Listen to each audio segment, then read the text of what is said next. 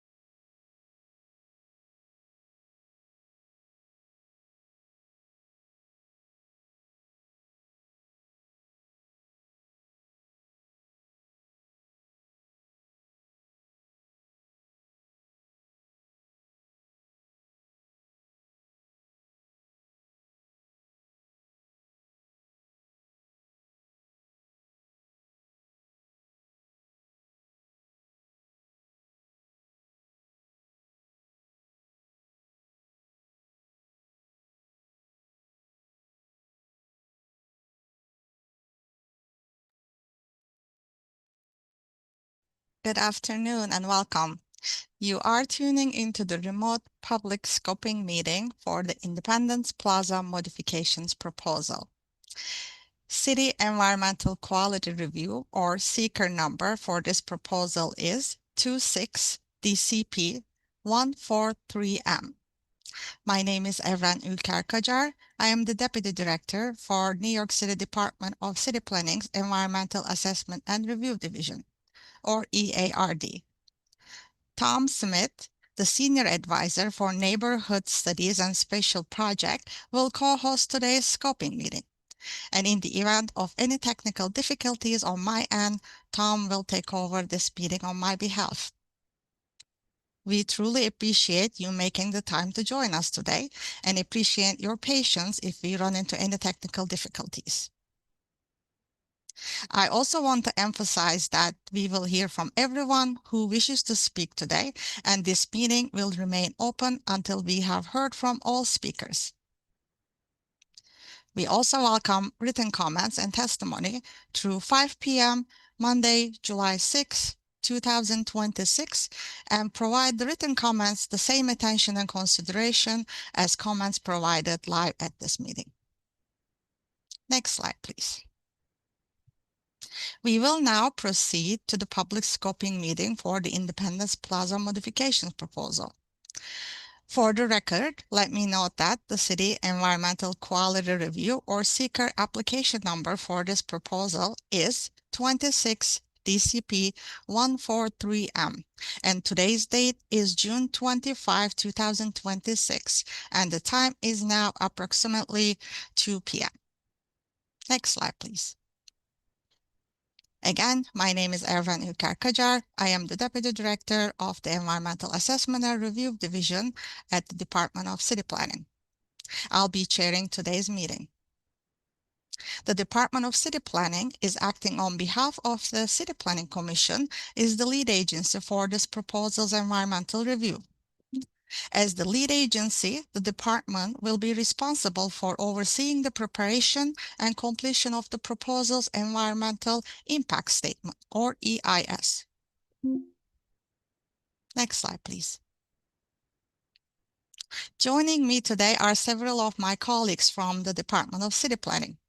As I mentioned, Tom Smith is the Senior Advisor for Neighborhood Studies and Special Projects. Andrew Martini is the Environmental Assessment and Review Division's Project Manager for this proposal. We are also joined by many colleagues from the department's Manhattan office. Eric Botsford is the Board Director for the Manhattan office. Matthew Gutierrez is the lead planner for this project, and Ezra Moser is the team leader for this proposal.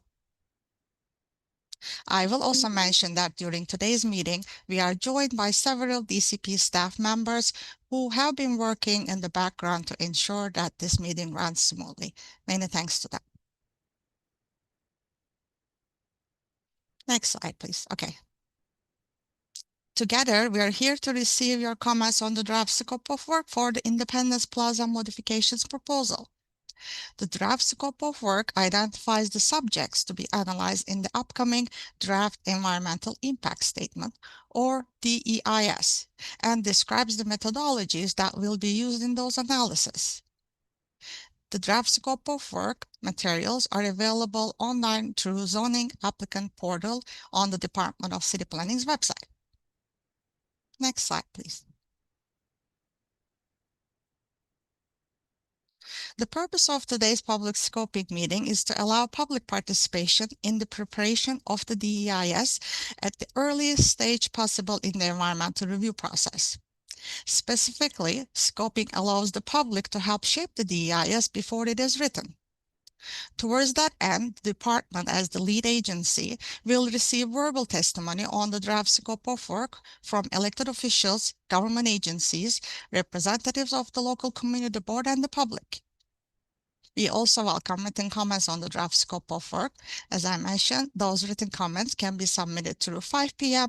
Monday, July 6, 2026. Next slide, please. At the end of the comment period, the department as the lead agency will review all the comments, those we hear today, as well as all those comments, all those written comments we have received. After carefully reviewing all the comments, the department will decide what changes, if any, need to be made to the draft scope of work, and will issue the final scope of work. It will be the final scope of work that will serve as the basis for preparing the draft environmental impact statement. Next slide, please. Today's scoping meeting marks the beginning of the environmental review process for the Independence Plaza modifications proposal. No decisions will be made today regarding the draft scope of work. The purpose of this meeting is to allow the public to provide their comments about the draft scope of work and to allow the department to listen to those comments. It is important that all voices to be heard today. Next slide, please. I will now focus on the structure of today's meeting, which is going to be divided into 3 parts. During the first part, the applicant team will make a brief presentation describing the Independence Plaza modifications proposal. The applicant team will provide a brief summary of the environmental review's draft scope of work. This should take about 20 minutes. During the second part of the meeting, the department will hear testimony from the elected officials, government agencies, and the community board leaders. During the third and the final part of the meeting, we will be receiving testimony from members of the general public. The meeting will end only when everyone who has signed up to speak has a chance to be heard. Next slide, please. All right, on to a few logistics about today's scoping meeting. If you wish to speak and plan to access this meeting online using a computer or tablet or a smartphone, please remember to register online through the calendar page of the Department of City Planning's website at www.nyc.gov/planning. Then scroll down to the Independence Plaza Modifications Scoping Meeting page. A link to join us and provide your testimony will be emailed to you after you have completed the registration process on the DCP calendar page. We will then add you to our speaker list in the order which you have registered. Next slide, please. When it is your turn to speak, your name will be called and you will be promoted to be a panelist. This will allow you to unmute your microphone and give you the ability to turn your camera on if you choose to do so. There will be a short period where it will appear that you are no longer part of the meeting, but don't be alarmed, you will automatically join the meeting as a panelist, and you will be asked to convey your remarks.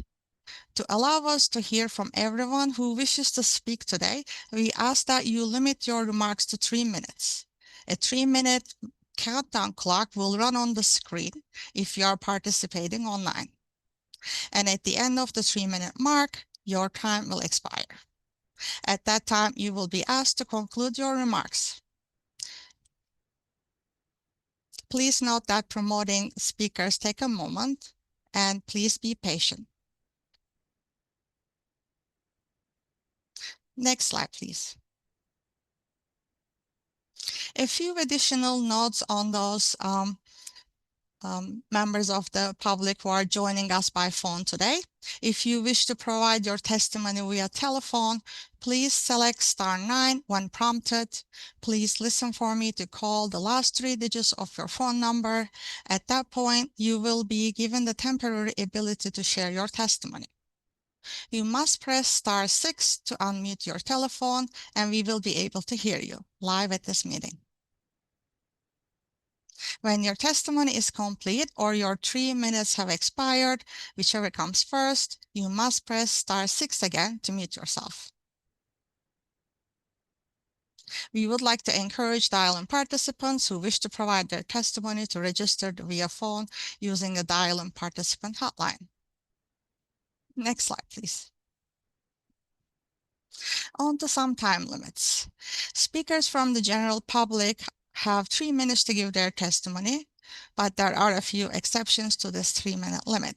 Elected officials, for example, are given the courtesy of jumping the front of the queue and are not limited to 3 minutes. And those of you who are viewing us on live stream and wishing to testify, please be mindful of the potential background noise during your testimony. Make sure that live stream is muted when you begin your testimony to avoid hearing an echo. Next slide, please. If you wish to submit written testimony, it may be submitted to the Department of City Planning, and our emailing address is 120 Broadway, 31st floor, New York, New York, 10271. Attention to myself, Evren Ülker Kacar.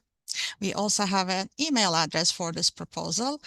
If you wish to email your testimony, that address is 26dcp143m_dl@planning.nyc.gov. This information can be also found on the Department of City Planning's calendar page. That address is www.nyc.gov/planning. As I mentioned earlier, we will accept these written comments through Monday, July 6, 2026 by 5 p.m. Next slide, please.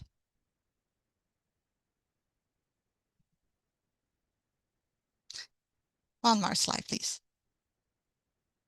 All right, so now I will turn it over to the applicant team to provide their testimony. Ryan Jackson from the applicant team will be the first to speak. Thank you, Ryan. Hi, thank you, Evren.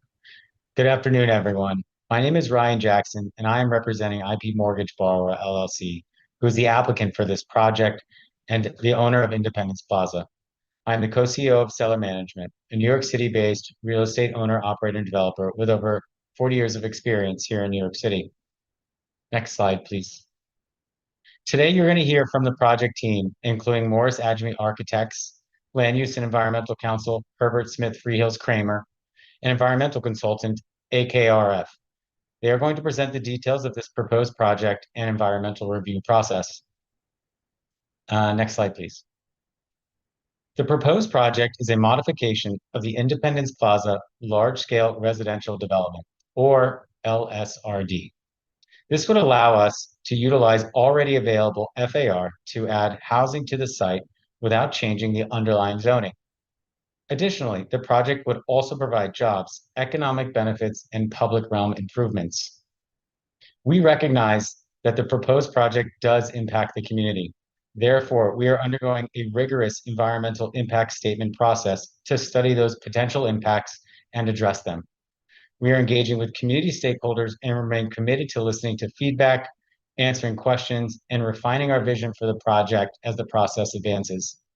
Specifically, today we welcome the public to participate and comment on the scope of the environmental issues to be addressed in this EIS. But before that, I will now briefly introduce the project. Next slide, please. Built in the 1970s, Independence Plaza is comprised of more than 1,300 apartments across 4 city blocks in Tribeca. As the map shows, the property is bound by Northmore Street to the north, Greenwich Street to the east, Duane Street to the south, and the Borough of Manhattan Community College to the west. The south blocks between Duane Street and Harrison Street in the dark red, labeled Parcel 3-C, were never built to its full potential and to this day contained unused FAR. Next slide, please. Stellar has owned and managed Independence Plaza since 2004. Together with our partner, Vornado Realty Trust, we have long-term ownership interests in this community and are committed to being a good steward of the property. Over the last 5 years, we have invested more than $33 million in capital improvements across the property, renovating lobbies, corridors, elevators, community spaces, and retail areas. Next slide. This application would unlock the ability to build housing through a modification to the existing LSRD. The existing zoning allows for a maximum of 12 FAR, but the site was only partially developed to a 5.6 FAR. As highlighted in the dashed red box on the screen, about 600,000 square feet of unused zoning floor area remains available to accommodate new housing on the site. The proposed project does not seek any new waivers. It does not increase any existing noncompliances and does not change the underlying zoning.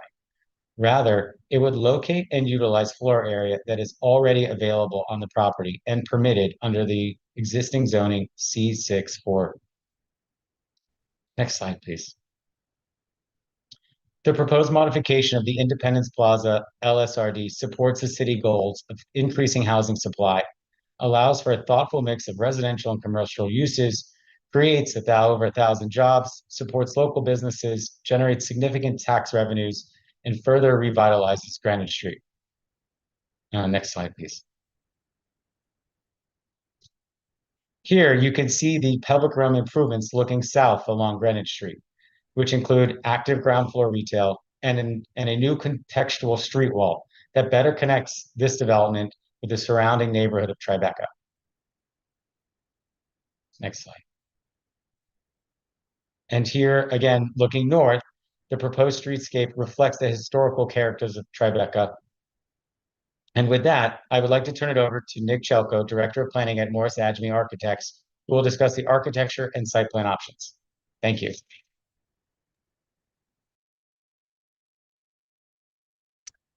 Thanks, Ryan. Good afternoon. I'm Nick Chelko, Director of Planning at Morris Adjemi Architects here in New York, and we are the architects for the application. Next slide, please.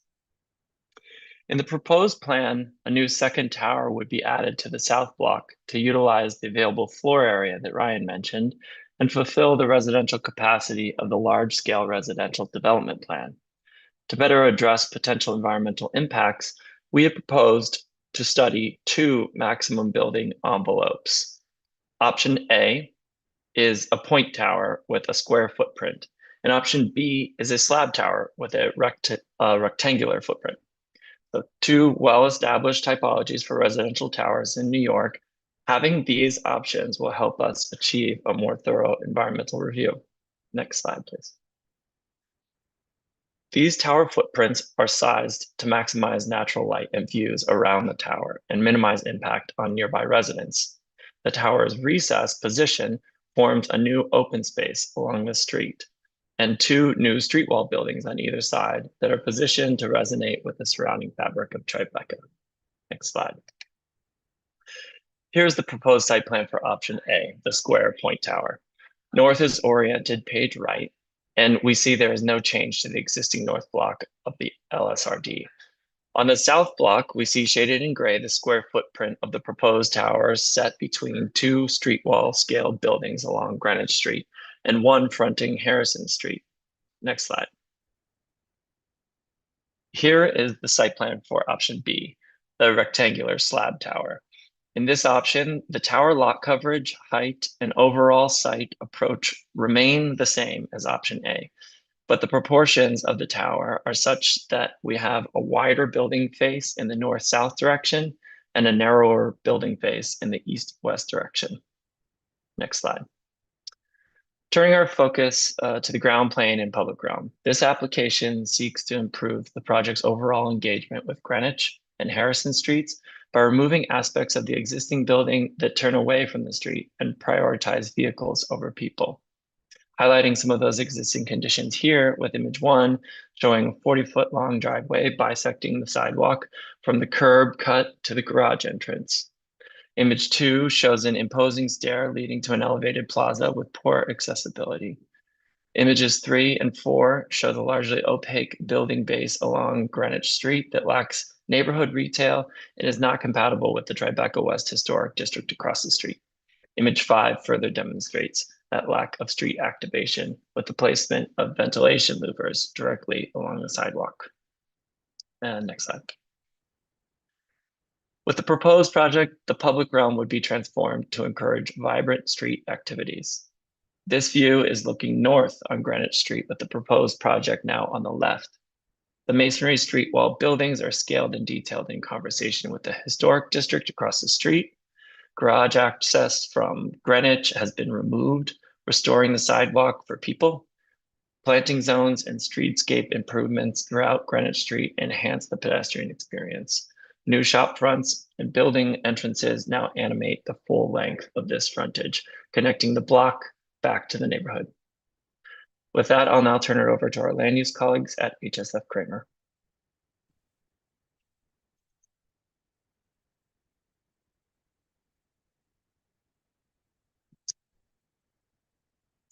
Good afternoon. I'm Jim Power. I'm a partner at Herbert Smith Freels Kramer. We are serving as land use and environmental counsel to the applicant. The applicant is seeking approval of a non-ULURP modification to the Independence Plaza large-scale residential development, or the LSRD, to permit the construction of a mixed residential and retail development, including up to approximately 900 dwelling units, developed pursuant to the underlying C64 zoning district and the Universal Affordability Preference, or UAP program. Next slide, please. The project area comprises the Independence Plaza LSRD. The LSRD extends from North Moore Street to the north, to Washington Market Park to the south, and from Greenwich Street to the east to the Borough of Manhattan Community College campus to the west. The project area is surrounded by distinct neighborhoods of Lower Manhattan, including the historic neighborhood of Tribeca to the east and north, Battery Park City to the southwest, and the World Trade Center south and surrounding redeveloped blocks to the south. Land uses in the proximity of the project area include a mix of residential, commercial, and institutional uses. The project area was originally developed pursuant to the Washington Street Urban Renewal Plan, which is now expired, and an LSRD plan, including City Planning Commission special permits and authorizations issued in 1971. Actually, next slide, please. To modify height and setback, rear yard, and other zoning regulations. As a result, the project area is developed with 3 39-story residential buildings and lower-scale townhouses, along with retail and community facility uses, and 5 accessory parking garages decked by platforms which provide open space for residents.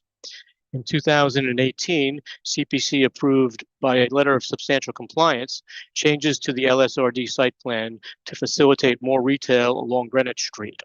However, that program has been only partially implemented. Next slide, please. The proposed development would be located on the portion of Independence Plaza south of Harrison Street.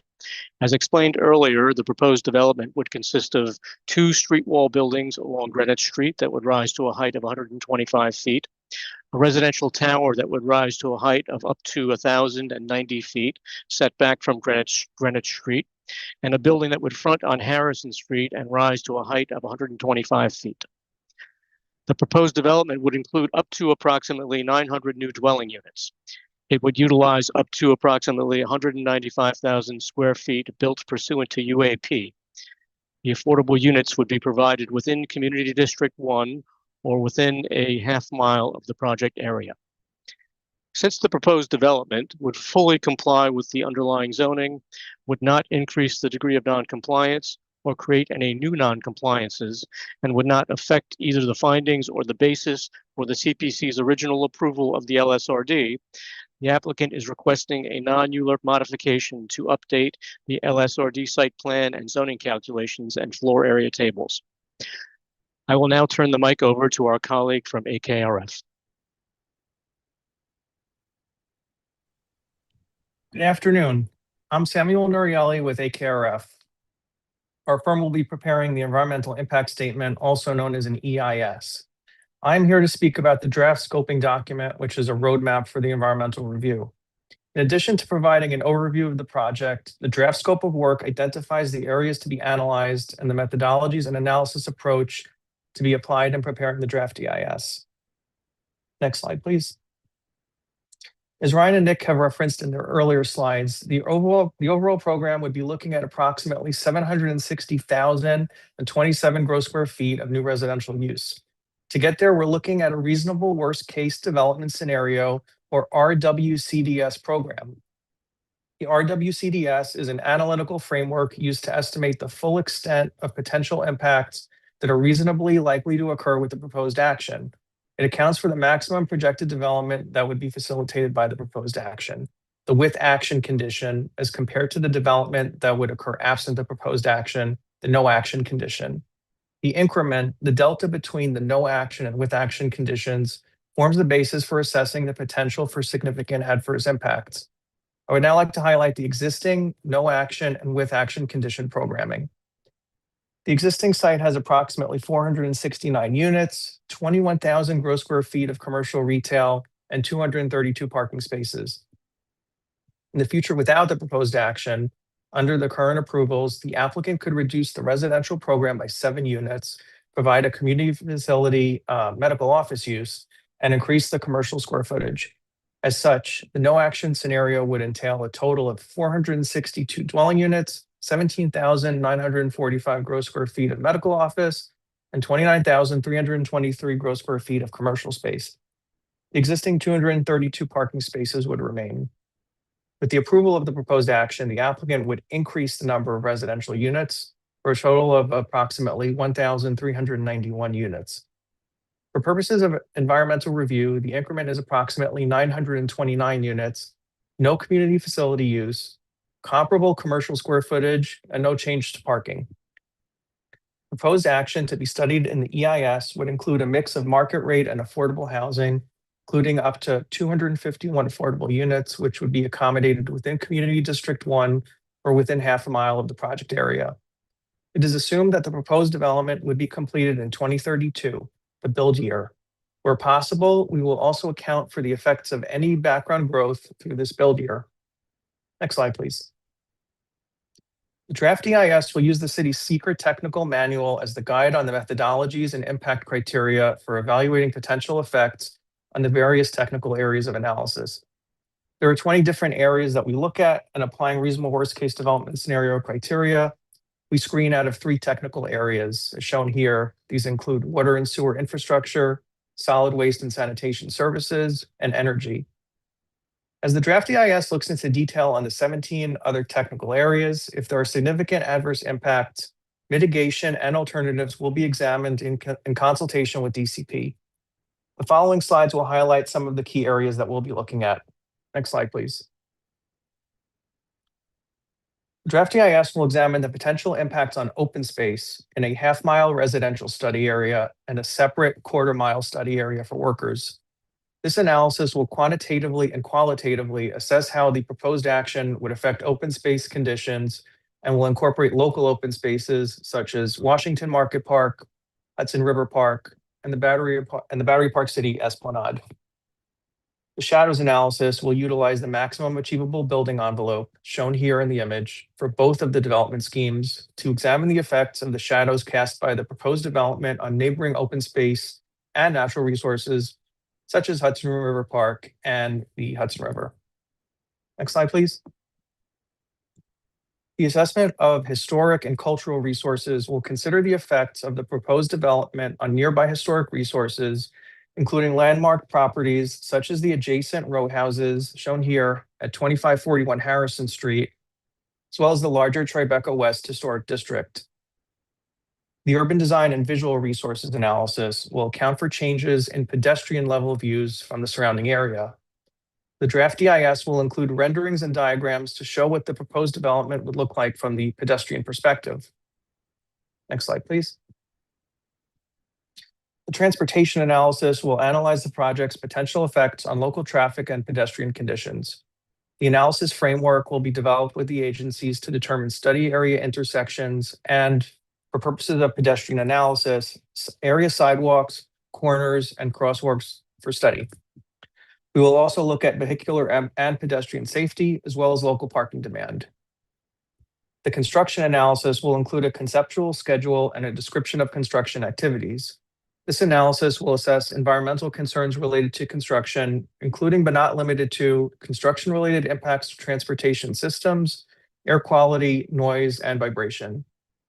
Measures to minimize or avoid potential construction impacts will also be identified. As this is new construction within an existing campus, we are mindful of the potential effects of construction on local residents and park users in the area. Today, we will hear comments on the scope of the environmental impact statement, based on which we will carefully evaluate environmental impacts and identify appropriate mitigation measures where necessary. With that, I will now pass it back to Ryan to close the presentation.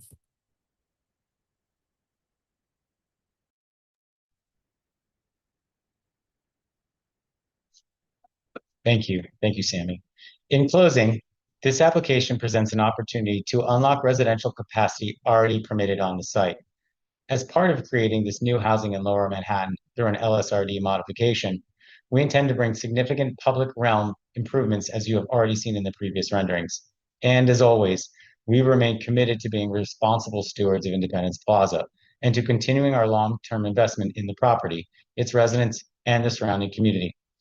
We will continue to work closely with community stakeholders as the planning for this project advances. Thank you very much. This concludes our portion of the presentation today. I will now turn it back over to Everett and City Planning. Thank you again. Thank you.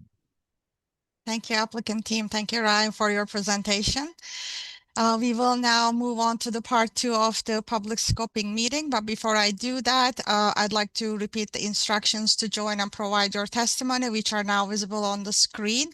If you would like to join us in this meeting by computer, smartphone, or a tablet, please go to our website at www.nyc.gov/planning and find the calendar page, upcoming meetings, and pick the entry for the Independence Plaza modifications meeting to register and join us in the Zoom room. If you would like to provide your testimony by telephone, please dial one of the numbers that is on the screen, including 877-853-5247. To join us in this meeting, the meeting ID is 882-917-63290, and when prompted, press 1 for password.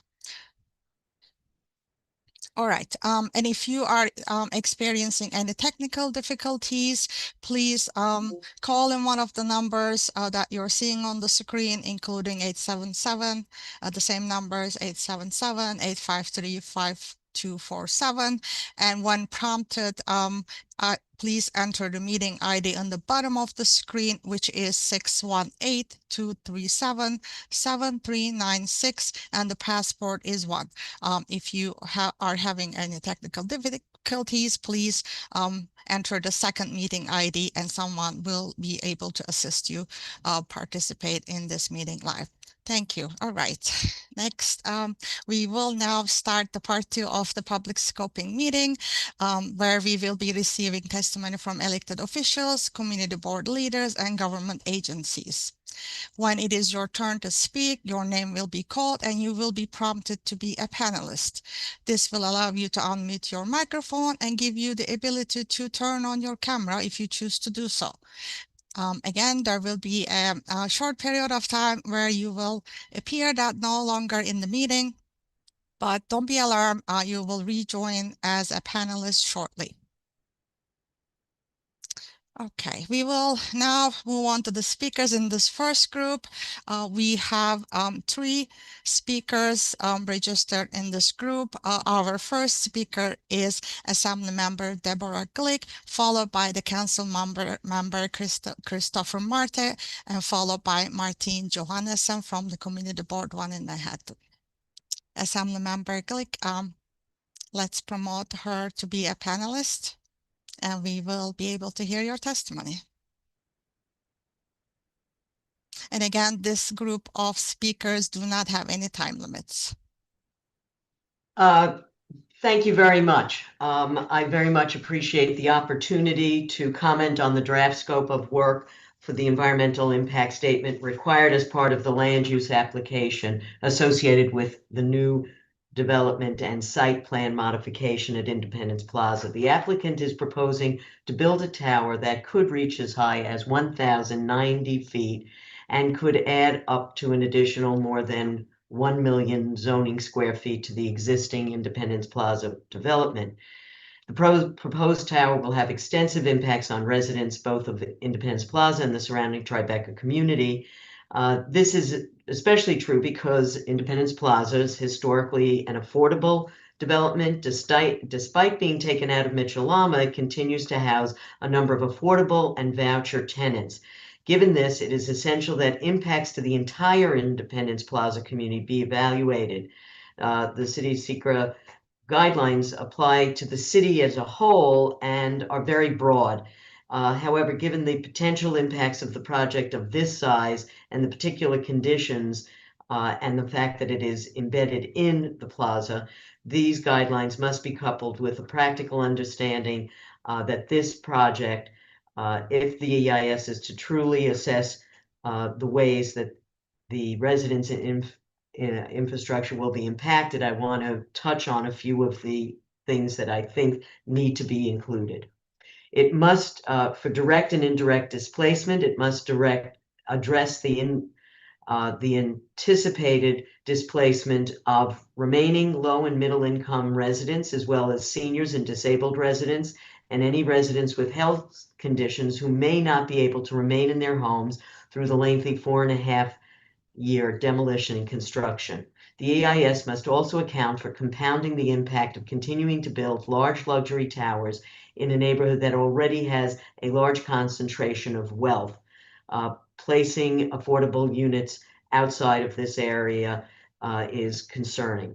And it is likely that this continued compounding of wealth will result in indirect displacement of residents who will be further priced out of the neighborhood.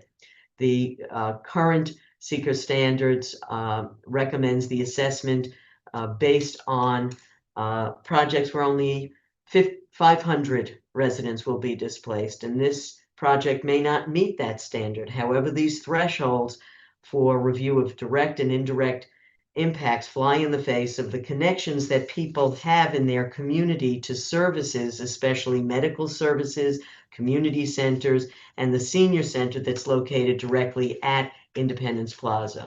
Displacement through gentrification's already affected this community and includes more affluent study areas will only dilute the impact of displacement. The construction impacts. The applicant is predicting a 6-month demolition period and a 4-year construction period. This hardship for residents associated with the lengthy timeline and the fact that it is so close to existing buildings, the impact's likely to be extensive. So it's imperative that the EIS include a detailed plan for how the developer will mitigate these impacts, which include noise, dust, and disruption of their ability to move around the neighborhood. Additionally, there are 9 independent landmarks within 400 feet of the project site, and the construction may have significant impact on these structures, so it must include boring and soils reports, existing foundation and structural condition information for the historic structures, and a detailed plan for how structures will be protected, as well as ongoing monitoring during construction. This community has had a number of major projects that have damaged structures, which in this area are frequently older and built on less solid foundations. Lastly, the project will require excavation in the water table and the dumping of groundwater into the Hudson River. Currently, Battery Park City is dumping groundwater into the Hudson as part of a construction related to resiliency efforts in Lower Manhattan. And the EIS should evaluate the impacts of this project on the Hudson River and the compounding impacts of the 2 projects should they overlap. And on infrastructure impacts, the impact on water and sewer infrastructure is completely neglected. Because again, it falls below a threshold. However, given the history of flooding in this area, it's imperative that the sewer impacts be addressed, as we have seen an increase in rain events that have created new flood zones, and there are existing resiliency plans that need to be taken into consideration. Since Superstorm Sandy, we're looking at more direct rain events as opposed to storm surge impacts. The loss of community facilities and open space. We have a lack of open space in the community. The loss of public accessible space needs to be responded to, and is especially true as the construction will have an effect on the ability of neighbors to comfortably spend time outside. And additionally, the EIS should include an assessment how the senior center at Independence Plaza will be impacted, as well as any child care facilities, nor is there any mention of any impact on the Borough of Manhattan Community College, which directly is located behind the site. So I appreciate your time and patience. I know that was a little bit longer than normally allowed, so I appreciate your forbearance. Thank you so much for being with us today, Assembly Member, and for your testimony. Thank you. Right. Our second speaker in this group is Council Member Christopher Marte. I believe we are seeing 2 Christopher Martes in Zoom. Yes. Please promote the one with the raised hand, please, team, the backup team. Thank you.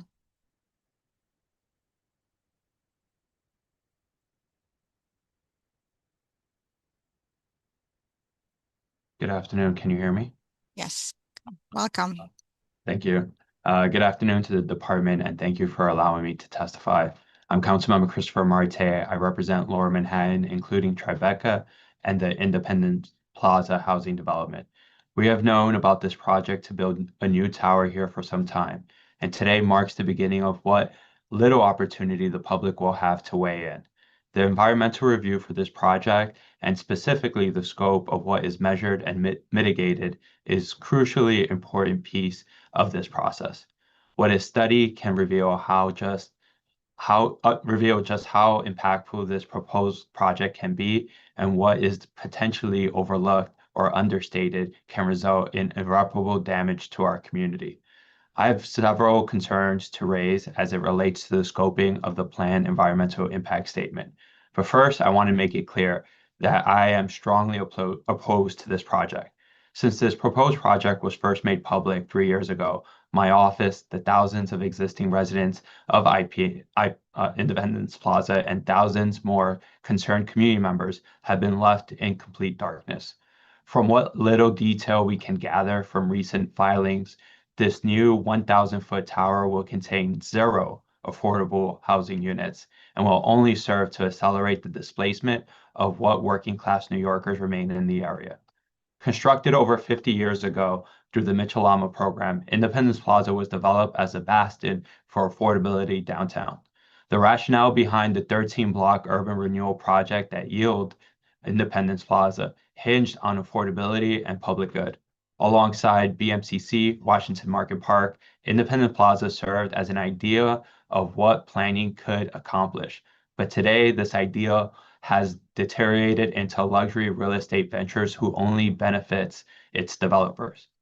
I believe that what is planned requires more oversight than what we're being told, and I'm committed to protecting my community by stopping this tower. With that said, I would like to highlight several scoping concerns I implore the department and the applicant to address as this scope of work is finalized. The draft does not include direct residential displacement and will only measure indirect displacement based on characteristics of the entire study area, which includes several dozen blocks of Tribeca. What this methodology fails to account for is the socioeconomic impact to Independence Plaza itself. It's disproportionately low income and senior population, which will undoubtedly face displacement pressure. I ask that this impact to Independence Plaza specifically be incorporated into the final scope of work. Additionally, the draft fails to recognize the Greenwich House Senior Center, located on the second floor of 310 Greenwich Street and directly adjacent to the construction site for the new building. It states that no community facility would be directly impacted by the proposed project, and yet this publicly funded senior center, which serves thousands of individuals each year through meal services, senior and cultural programming, and social services, is only feet away from the slated tower. A direct effect assessment of this center as a cultural resources must be included. Finally, the projected 929-unit development narrowly missed the threshold for impacts to water and sewer infrastructure, as well as educational facilities beyond early childhood. It would only follow common sense to assess impact to such infrastructure and social systems in this area. And I ask that these be included in the final scope of work as well. Thank you for your time, and I look forward to hearing the rest of the testimonies that are presented here today, and I'll be submitting my testimony for the record as well. Thank you, Council Member, for being with us today and for your testimony. We're looking forward to getting your written testimony as well. All right, our next speaker in this group is Martine Johannesson from the Community Board 1 in Manhattan. Can we promote Martine? Hopefully I am pronouncing your name correctly. Feel free to correct me if not. Welcome. Hello, thank you. Hi, thank you for the opportunity to testify today. My name is Martine Johannesson, and I'm speaking on behalf of Manhattan Community Board 1. CB1 will pass a detailed resolution later tonight, which will be submitted as written comment, and I'll just emphasize 4 of the key points that have been repeatedly raised, both by members of the board and members of the public when we've discussed these modifications. First, it's currently unclear how the underlying zoning, planning, and regulatory frameworks would allow a 1,090-foot tower to be built through a non-alert process with minimal public input. The public deserves an explanation of how the proposal complies with the original LSRD approvals and any amendments made over the past 6 decades. Given the major scale of the proposed changes, the Department of City Planning should reconsider whether the project warrants a stronger public review process. Second, Independence Plaza has been one of Lower Manhattan's largest mixed-income communities for decades, and this proposal raises major concerns about its future affordability and socioeconomic diversity. The scenario where all 900 plus units located on site are market rate and all affordable housing is located off site, potentially not even in Community District 1, raises major concerns about socioeconomic segregation at Independence Plaza, differences in the quality of housing for market rate versus affordable units, and potential displacement of existing residents. CB1 strongly believes that any affordable housing should be located on site, and the number of affordable units should be increased to at least half of the new units in order to preserve and strengthen the mixed income character that has always defined Independence Plaza. Third, CB1 emphasizes the importance of analyzing the project's impacts on light, shadows, wind, safety, and overall quality of life in the surrounding neighborhood, particularly with regards to pedestrian experience, public open spaces, and historic sites. CB1 urges the addition of wind analysis to the EIS at both the pedestrian and building levels. Finally, construction impacts on existing residents should not only be analyzed and mitigated to the greatest extent possible, but the mitigation strategy should be co-created with the IPN residents who are most vulnerable and will be most impacted. For example, and as others have already raised, CB1 urges the applicant to work with the on-site senior center to develop strategies for the center to continue providing high-quality services and care both during and after the lengthy construction period. In conclusion, CB1 urges city planning to ensure that the EIS provides the transparency, accountability, and protections that Lower Manhattan deserves. Community concerns must be addressed and robust mitigation measures put in place before any approvals are granted. Thank you. Thank you so much for being here and for your testimony. So this concludes this group of speakers, elected officials and government agencies. We don't have any other speakers registered in this group, and we will now proceed to part 3 of the public scoping meeting, where members of the general public are invited to speak up to 3 minutes. A 3-minute time tracker, which we can pull, thank you, will start when you begin your testimony. All right. When it's your turn to speak, your name will be called and you will be promoted to be a panelist. And this will allow you to unmute your microphone and give you the ability to turn your camera on. And as a reminder, there will be a short period of time. It will look like you're no longer in the meeting, but you will join as a panelist shortly. So please remember that after the 3 minutes have passed, you will be asked to conclude your remarks.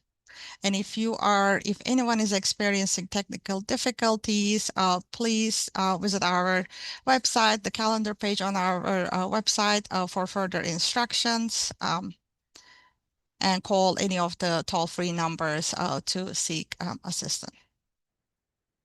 All right, in this group, we have a number of speakers registered. Our first speaker is Caroline Baptista, followed by very similar name. You can correct if this is the same person, but followed by Carol Baptista, and followed by Elsie Armstrong. Those are the first 3 speakers. Caroline Baptista, we will promote you to be a speaker, the panelist shortly. To provide your testimony.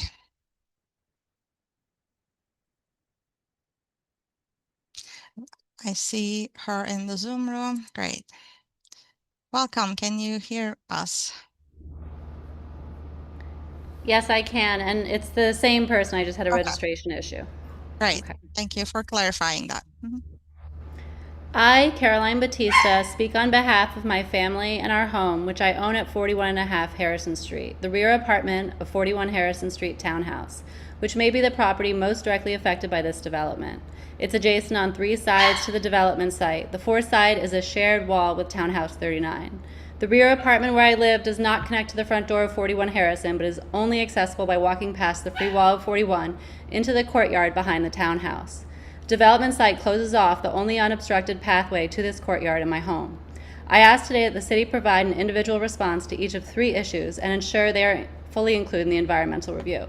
1, First, how will the city address the potential landlocking and effective taking of private property caused by this project?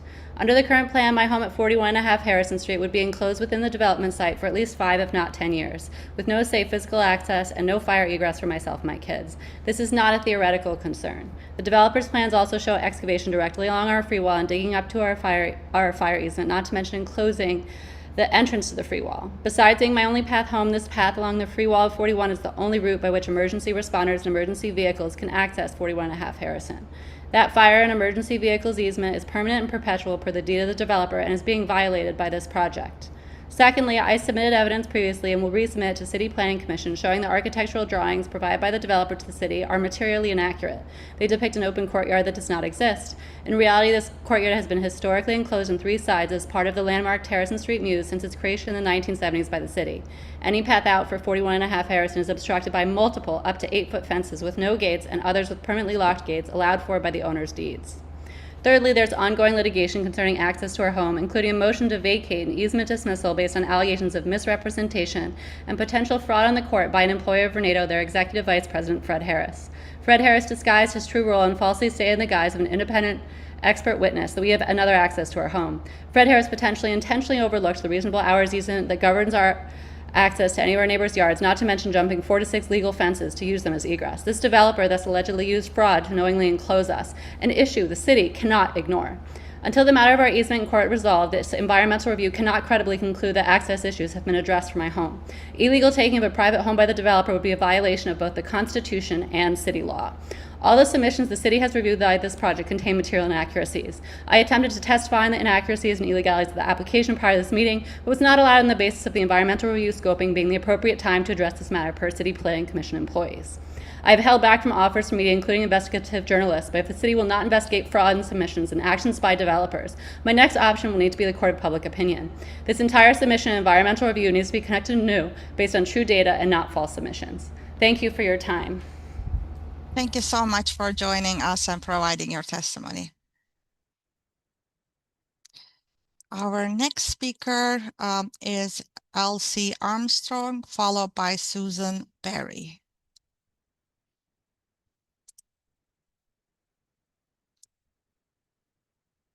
We do not see Elsie Armstrong in the Zoom room. We do have a quiet number of same name in the Zoom room. Is any one of those names is Elsie Armstrong? Please raise your hand. I think we may have. Great. All right, we can rename and promote Elsie Armstrong to be a panelist. Thank you.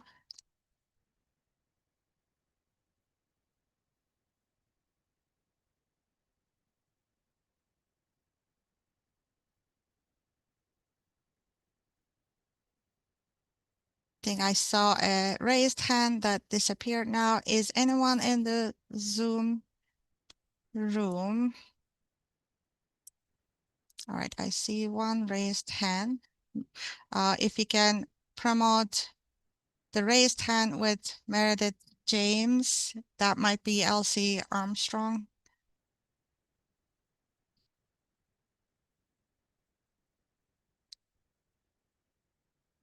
So we're looking for, I see a Hello. hello. Yeah. Can you please identify yourself? Is this Elsie Armstrong? Yes, this is Elsie Armstrong. Thank Hello. you for joining us. Can you hear me? Yes. Great. Can you hear me? Yes. Can my team rename on the back end, please? Thank you. Thank you for being here and joining us to provide your testimony. Please go ahead. Okay, first of all, hello, and thank you for giving me the opportunity of addressing the committee. My name is Elsie Armstrong, and I'm an artist. I've lived in Tribeca for more than 35 years, including the past 30 at our house at 33 Harrison Street. Our home will be 200 years old next year, 2027. So one of the oldest houses in Manhattan for sure. We're so afraid that they're going to be lost. But I want to talk today about the wind problem. So our home is the last federal townhouse closest to the Hudson River, where severe wind conditions make it difficult and sometimes dangerous to reach our front door. At times, I've literally had to crab crawl to get around the corner. Sometimes I've been slammed against the brick wall. Now, the reason the wind is so bad is because there's an effect caused by the pedestrian bridge at BMCC, which causes a wind tunnel known as a Venturi effect. Another name for the street level wind is the Monroe effect, named after the actress, not the president. And those are cute names for wind. I've named this wind the Hudson Howler, Howl for short. I have on first name basis with this wind. But the danger isn't funny, it's all too real. On July 10th, 2020, heavy steel table blew off one of the balconies at Independent Plaza and damaged our slate roof and gutters. It easily could have killed somebody. It must have weighed 50 pounds. And it happened again this year, October 30th, 2025. Another steel table came crashing down, landed on the newly planted tree in front of our building. Thank goodness nobody was walking by. Tall, sharp-edged buildings interact with lower structures. Wind can strike a facade, gather force, and shoot down to street level, creating hazardous conditions for pedestrians. And before additional development increases the risk, proper environmental review and wind tunnel testing should be required, and measures should be taken to reduce dangerous street level wind speeds. I'm not sure it's possible to have a building that size without having the wind increase, and the wind is already so severe, it's dangerous. This is a public safety issue. Harrison Street is a major pedestrian route to Hudson River Park, which is used daily by families, nannies with babies, and children heading to playgrounds and sports. The human impact must be addressed now before the building is built and before someone is seriously injured or hurt or even killed. I want to know if there are plans to test a real model of the building and a wind tunnel. And I will also want to know if the garage entrance, which is not going to be on Greenwich anymore, is going to be doubled up on Harrison Street, and if those kids are going to have to be dodging more traffic to get to the Hudson River Park. Thank you. Great, thank you. Right on time. I was about to say, thank you so much for your testimony and for joining us today. All right, our next speaker is Susan Berry, followed by Justin Sliney. I do not see Susan Berry in the Zoom room with that name registered, but we have some number of Meredith Jameses in the Zoom room. If any one of those is Susan Berry, please identify yourself. We will promote you to be a panelist. Or if any of the numbers, perhaps. All right, we don't see her in the Zoom room. No one has raised their hand, so we will come back to Susan if she joins us in the Zoom room. I see one. No, okay. We will come back to Susan after if she joins us. All right, our next speaker is Justin Sliney, followed by Stuart Gold. Justin, I see you are in the Zoom room. We'll promote you to be a panelist shortly.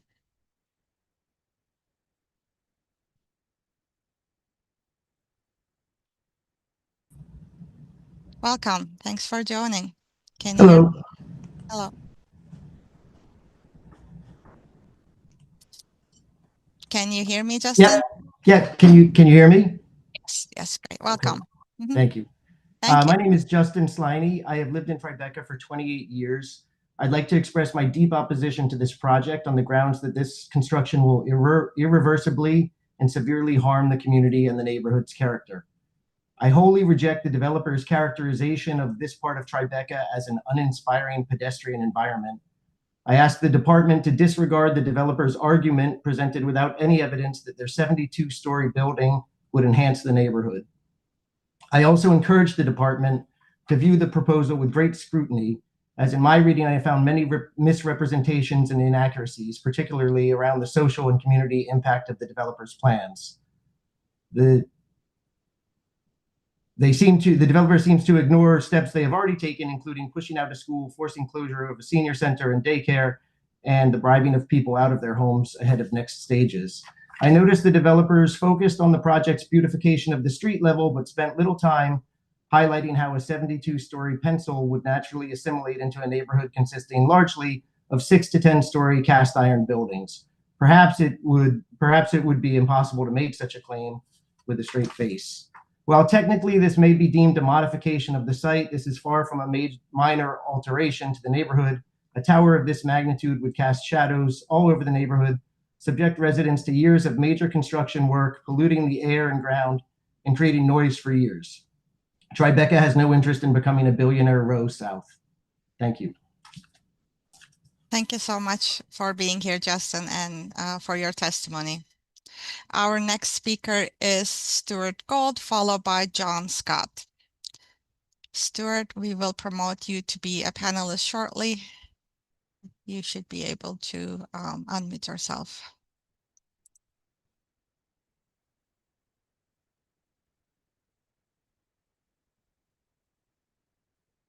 Welcome. Thank you. I've lived in Tribeca for 40 years, and I've lived across from Independence Plaza during that whole time. First, I would urge the City Planning Commission, as a matter of fairness and good governance, no matter what arguments may exist for the developers to avoid the URLA process, that you make them go through that process. They know in that process, the community board, the city council would never approve a project while they state that this is consistent with downtown and the neighborhood. All the City Planning Commission has to do is come to Tribeca and look at what they call the project area.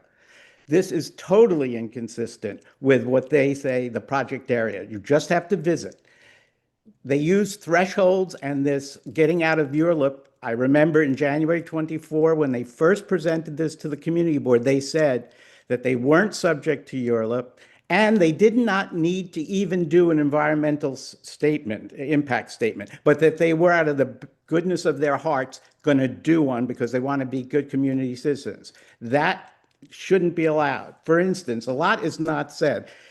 The garage, all they've said all the time is they're going to eliminate the Greenwich Street entrance. They don't say what happens during construction.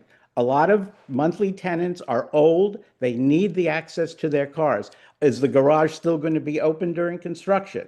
They say they will maintain 252 car spots. Yes, but what they don't say, who's going to get those? Are the monthly tenants going to be excluded, and are they going to sell them to the residents of the luxury tower or provide them first to the luxury tower?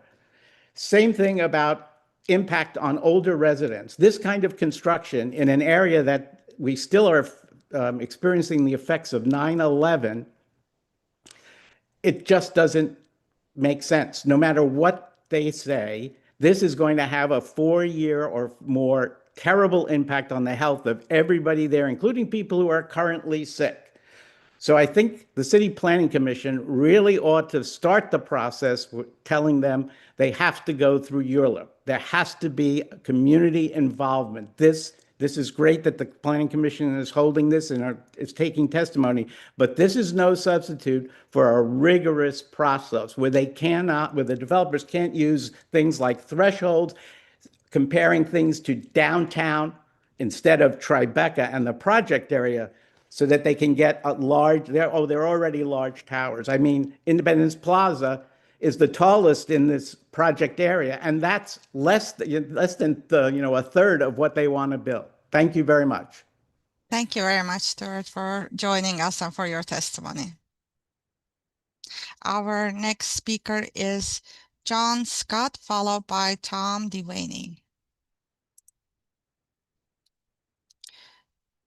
John Scott, if you are in the Zoom room, registered under a different name, please raise your hand and we will be able to promote you to be a panelist. Great, thank you. And if you can rename in the back end. Thank you.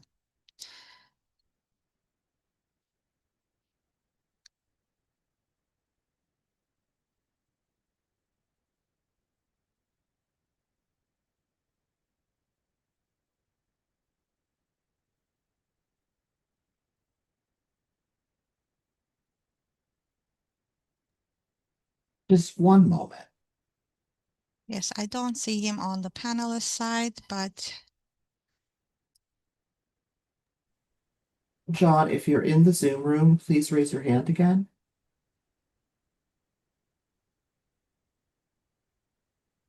all right, I see John on the panelist list. John, can you hear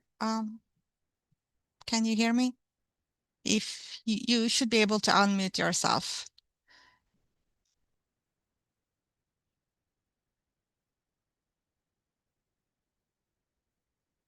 You are in the Zoom room now. Yes, I think you are able to. Can you hear me?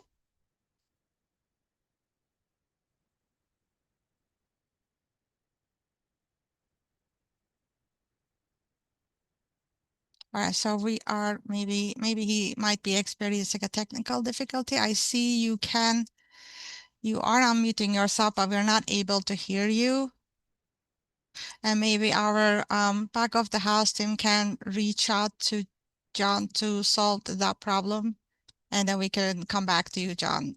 We'll move on to our next speaker. If we can move. Our next speaker is Tom Devaney, followed by BJ Birdie. And then if we can move John to the attendee column, and please reach out to him on the back end. Thank you, team. Welcome, Tom. Good afternoon. Can you hear me? Yes, we can hear. Okay, great. Tom Devaney, AICP, speaking in association with the Community First Development Coalition. Large-scale residential developments give developers a lot of flexibility to distribute floor area, lot coverage, open space, and other features in the name of good site planning. While good site planning can be a subjective thing, the magnitude of Independence Plaza cannot be overstated. With 1.3 million gross square feet of total development, a 1,090-foot tower, and bringing in almost 1,900 new residents to the area, the project will impact the neighborhood. Today, I want to touch on a few important areas for inclusion in the final scope of work to be evaluated in the DEIS, namely socioeconomic conditions, historic resources, construction, and urban design. The development seeks to add 251 affordable dwelling units off-site through the UAP available through zoning. The building will have 1,140 market rate units. The affordable units will be at a yet to be disclosed location off-site, with a large new population with higher incomes will likely lead to changes in neighborhood socioeconomic conditions in the form of higher rents, increases in the cost of goods and services. These issues must be addressed comprehensively. The DES must also disclose the location and details, such as unit size of the UAP housing, and evaluate the impact on the study area. The project's historic resources and construction impacts are of particular importance since there are 9 individual landmark townhouses built between 1797 and 1828 adjacent to the development site, and the Tribeca West Historic District, a city-designated historic district that is also state and national register eligible adjacent east. The project brings to light the catastrophic damage to 9 early 19th century Gainsborough Market row houses on 14th Street from nearby construction that had to be partially demolished in 2021. We can't have that happen at Independence Plaza. The DEIS must provide details on how the townhouses will be protected during construction. The evaluation must go beyond the DOB's technical policy and procedures notice. For example, it must address cumulative impacts of dewatering and other activities during project excavation and foundation construction, with similar activities associated with the Northwest Battery Park City Resolution Project Reach 1, which will happen in the same area and will likely have overlapping construction periods. In terms of urban design, with multiple towers and nearby waterfront location, the DEIS must include an evaluation of wind downwash effects on pedestrian comfort and safety. The greenhouse gas evaluation should include how the building will reduce energy consumption during construction and operation. We also have questions about alternatives. One alternative we'd like to see is the affordable units on site. I want to thank you for the opportunity to comment on this important proposal. Thank you very much, Tom, for your testimony and for joining us today. Our next speaker is BJ Bertie, followed by Renee DeSantis. If we can promote BJ Bertie to be a panelist, we will be able to receive the testimony. Hi. Hi. Hi. Hello, welcome. Hi, thank you. Okay, you can hear me? Yeah. Yes, Okay. yeah, Thanks for the opportunity to talk.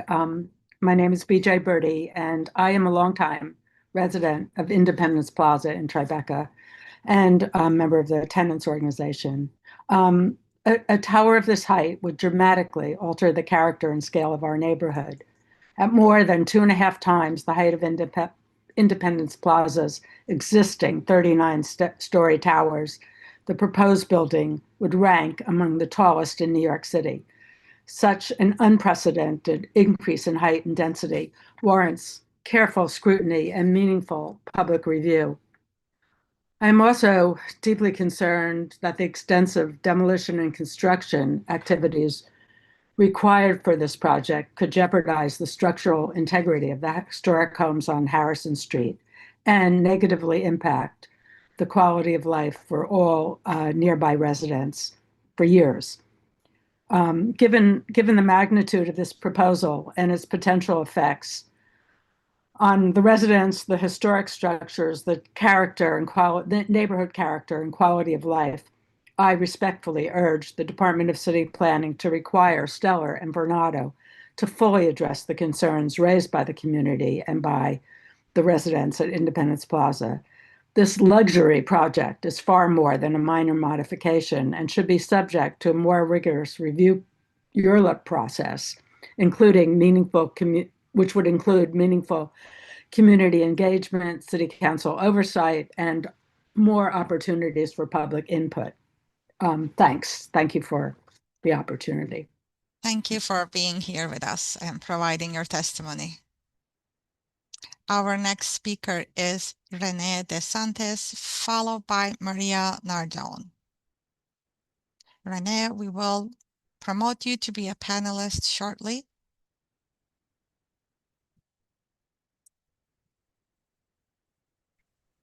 Can you hear us? Yes, I can. Welcome. Thank you. Thank you. My name is Renee DeSantis, and I also have been an IPN resident for 34 years, and I read all 47 pages of The Seeker. To begin, I am very much in favor of Mayor Mamdani's goal of lowering the cost of living for New Yorkers and acknowledge that a critical component of that is increasing housing options for average New Yorkers. Hold on. We need affordable housing. What we don't need is another luxury pencil tower, almost sure to be structurally unsound and half empty, used as an investment vehicle for the uber wealthy. Today, I'd like to focus on Stellar Management and Vornado and the skepticism you should have in connection with anything and everything they say. You can trust one thing, and that's the fact that they will do the absolute minimum required to ensure our safety, quality of life, and housing security. When someone shows you who they are, believe them. This is the management company that had absolutely no lighting in the interior stairwells in 2001, requiring residents to walk down 39 flights in pitch black after losing power due to 9/11. They claim that there are no affordable apartments in the units to be lost, leaving out the fact that payouts were made to make room for this monolith. Independence Plaza had about 1,300 affordable units when it was first built. They assert that there is no community space or open space, neglecting to mention either the now empty public school or the open plaza on which this tower might be built, or the senior community center, which will abut a hazardous construction zone for years. The photos which accompany their filings do not clearly show the open plaza or how close the new buildings would be to existing buildings. The architectural drawings use 2 different scales. Other photos in today's presentation irresponsibly and grossly misrepresent the height of the structures along Greenwich Street. 125 feet, as mentioned in their plans, equate to a 12-story building, not the 3 or 4-story buildings which were shown in the photos and are more consistent with the historic district across the street. They didn't even answer important questions regarding socioeconomic conditions and indirect residential development. This filer will oversee a major construction project in a densely populated high wind area when what's unlikely to be unstable, watery foundation. The construction record for super talls is not good. Consider the Leaning Tower of Water Street, the crane on top of the unfinished tower on Park Place, the cracks on 432 Park Avenue. Please hold them to the highest standards. This project is far from a modification. It is gigantic. It will be long and it will be dangerous. I am worried for the safety of our community. I implore the Department of City Planning to take special care to ensure that a thorough, verifiable review is conducted before the projected is allowed to move forward. Thank you. Thank you very much. Thank you very much for being here and for your testimony. Our next speaker is Maria Nardone, followed by Stephanie Kellerman. Maria, we will promote you to be a panelist. You should be able to unmute yourself. Yes, thank you. Thank you for, oh, should be unmuted. Yes, we can hear you. Now you're muted. If you can. We were actually able to hear you. If you can hit the mute button again, that should work. Thank you There we for, yeah, thank you for the opportunity to speak with you today. My name is Maria Nardone, and I have been a resident of Tribeca for over 40 years. I'm very opposed to this project. I think I'm very concerned about the impact on the current residents, on the environment, and on the health of our residents, as well as the aesthetic feeling of the neighborhood. You know, a tower of this size is out of character with the historic district. I don't want to repeat everything that came before me, but I think the environmental, the proposed, the report of the environmental impact and the impact on the community does not take into account the long-term impact. I'm also worried about, you know, what the resources for the children and education. The school is already PS 234 at capacity. How is the neighborhood going to absorb and accommodate another 2,000 people? So I'm opposed to this, and I appreciate everybody that spoke before me, and thank you very much. Thank you. Thank you for your testimony and for being with us today. All right, our next speaker is Stephanie Kellerman, followed by Diane Stein. Stephanie, we will promote you to be a panelist shortly.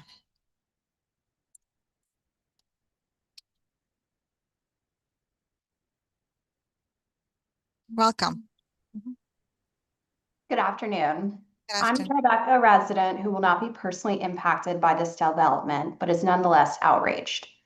Independence Plaza began as affordable housing under the Mitchell-Lama program in the 1970s. But in the early 2000s, the landlord Stellar chose to leave the Mitchell-Lama program. Residents organized and negotiated protections for the original tenants. The landlord agreed to provide affordability for those tenants for the rest of their lives. That agreement is still in effect today. Over time, however, that affordability has been allowed to disappear. As original tenants died or left, units were converted to market rate. More recently, the landlord began buying tenants out of affordable apartments in the very area now slated for demolition. That history cannot be ignored. The affordability at Independence Plaza did not simply vanish. It was diminished over time, step by step, until a developer could come before the city today and claim that there is little or nothing left to protect. The numbers make this clear. In the beginning, there were 1,300 affordable units at Independence Plaza. By December 2018, that number had dropped to 653. Section 8 count alone fell from 346 units in 2018 to around 100 today. That is a staggering loss of affordability in a very short period of time. And it is especially important because Vornado invested in the site in 2011. Vornado is the company whose billionaire CEO, Steve Ross, recently stated that the phrase tax the rich is equivalent to using a racial slur. The developer is now pointing to a promise of 251 affordable units at the end of this project. But that number is less than half the affordable housing that existed at Independence Plaza just a few years ago, and far less than what existed at the time Vornado invested in the property. And those units may be located off-site and outside of Tribeca. The filings present a best-case scenario from affordability perspective, the maximum number of affordable units and market rate units. But we do not know the developer's true plans, which are likely to provide far less housing. Even more concerning, the developer has falsely represented in its filings that there are currently 0 affordable units at Independence Plaza. Why? Because they may seek to count the affordable units that they are currently contractually obligated to provide as new affordable units. That should alarm this commission. The question is whether the city is willing to greenlight a massive project that continues the erosion of affordability and gentrification in one of the most expensive neighborhoods in New York, while allowing the developer to avoid the ordinary democratic process provided by ULURP and a clear public accounting of what has been lost, what remains, and what will actually be created. Thank you. Thank you very much, Stephanie, for your testimony and for being with us today. Our next speaker is Diane Stein, followed by Meredith James. Diane, we will promote you to be a panelist shortly.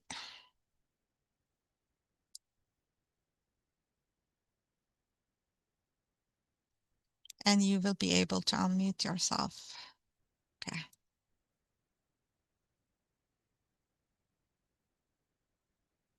Can you hear us? We see you in the Zoom room. Yes, can you hear me? Yes, welcome. Hi, my name is Diane Stein, and I have lived in Independence Plaza for over 30 years. I am strongly opposed to the proposed 1,090-foot tower and 325-foot towers in the space formerly occupied by a school and a courtyard. My windows face directly across the site where the proposed tower will be built. I'm opposed to this development for many reasons, but today I want to focus on my environmental concerns, both during the demolition and construction and after it is built. My questions are, how will residents be protected from dust, noise, vibration, and construction disruption during the multi-year construction period? And what about students and staff in BMCC and other surrounding areas? Will the developer agree to an independent engineering review funded by the developer but selected with community input?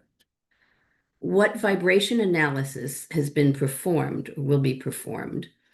What method will be used for pile driving or foundation work? Did an independent structural engineer determine that the ground will be able to withstand and sustain this work? Will the developer commit in writing to repair any damage to the neighboring landmark federal townhouses that might be caused by this construction? How will construction be impacted by the Battery Park City Authority resiliency flood wall, which will overlap with the tower construction? What measures will be taken to protect people from falling debris or other accidents that might be caused by strong winds?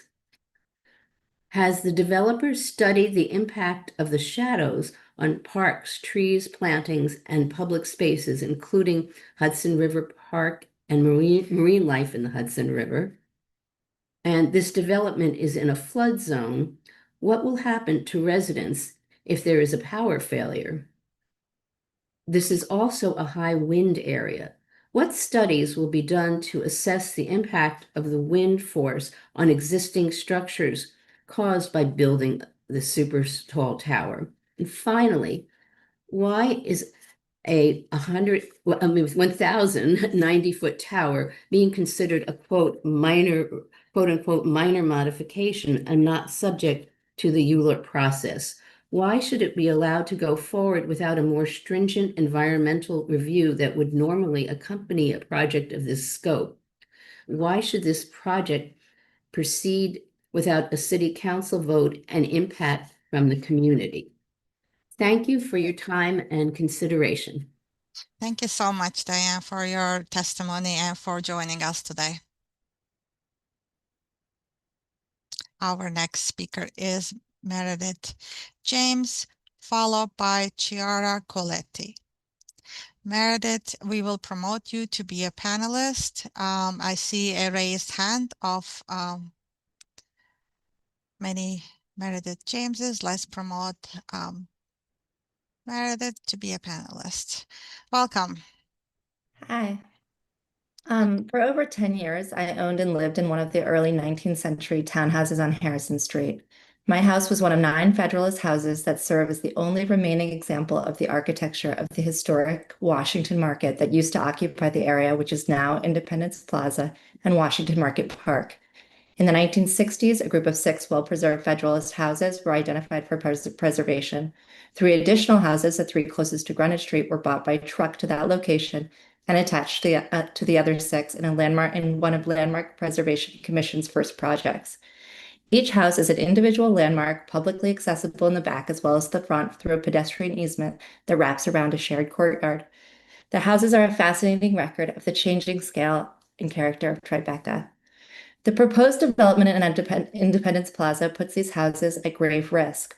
All of the houses are exceptionally fragile and extremely close to the new development, within 50 feet, and the development will surround 4 of the houses on 3 sides.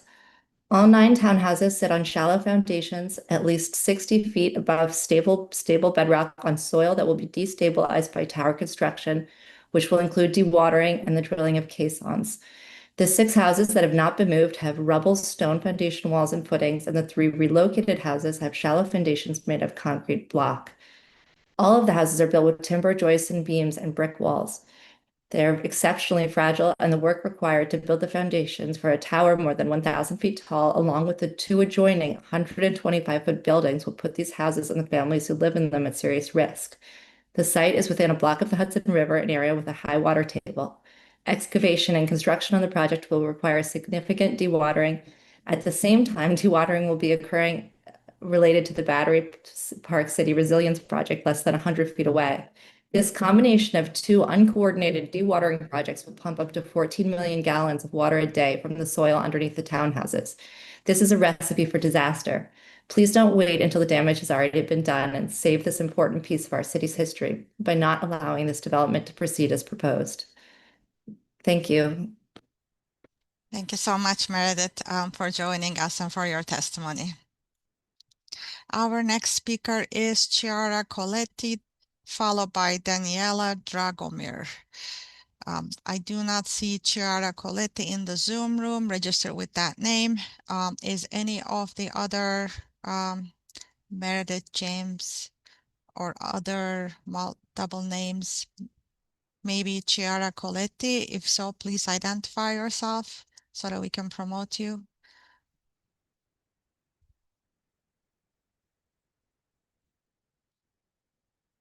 I do not see any raised hands. We are going to skip Chiara and come back to her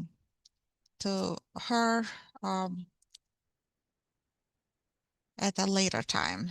Daniela Dragomir is our next speaker, followed by William Baldwin.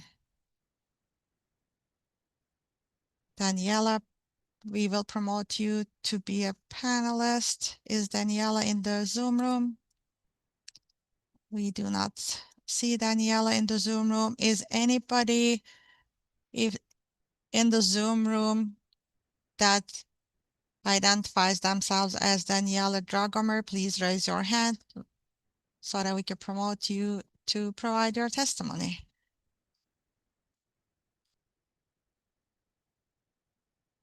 Okay, we do not see Daniela. We will skip Daniela as well and come back. Our next speaker in this group is William Baldwin, followed by Diane Lapson. Is William Baldwin in the Zoom room? William, if you are in the Zoom room, please raise your hand if you're not registered with that name in the Zoom. All right. We don't have William in the Zoom room either. Next. All right, someone raised their hand. Okay. Next speaker is Diane Lapson, who is in the Zoom room. Diane, we will promote you to be a panelist to provide your testimony.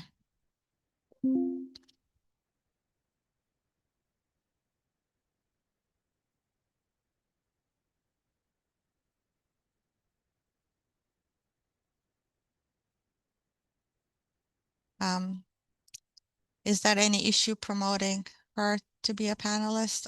Is there a technical? Diane, you may see a pop-up on your screen saying that you'll be promoted to panelist. Can you click on that?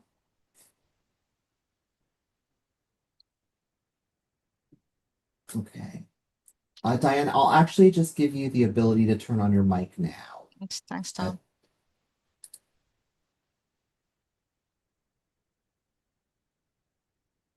Okay, Diane, you should be able to hit the audio button to turn on your mic.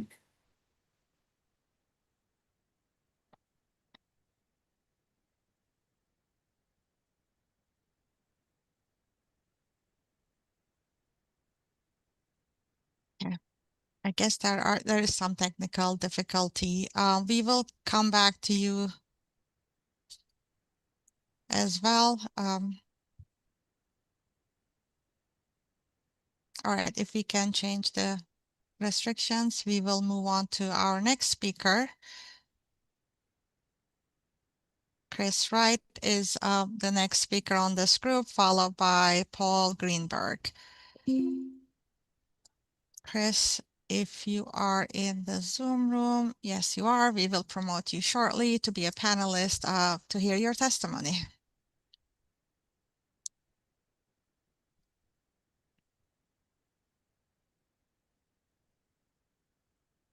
Hello, can you hear me? Yes, welcome. Thank you. Can I ask a quick question before I start?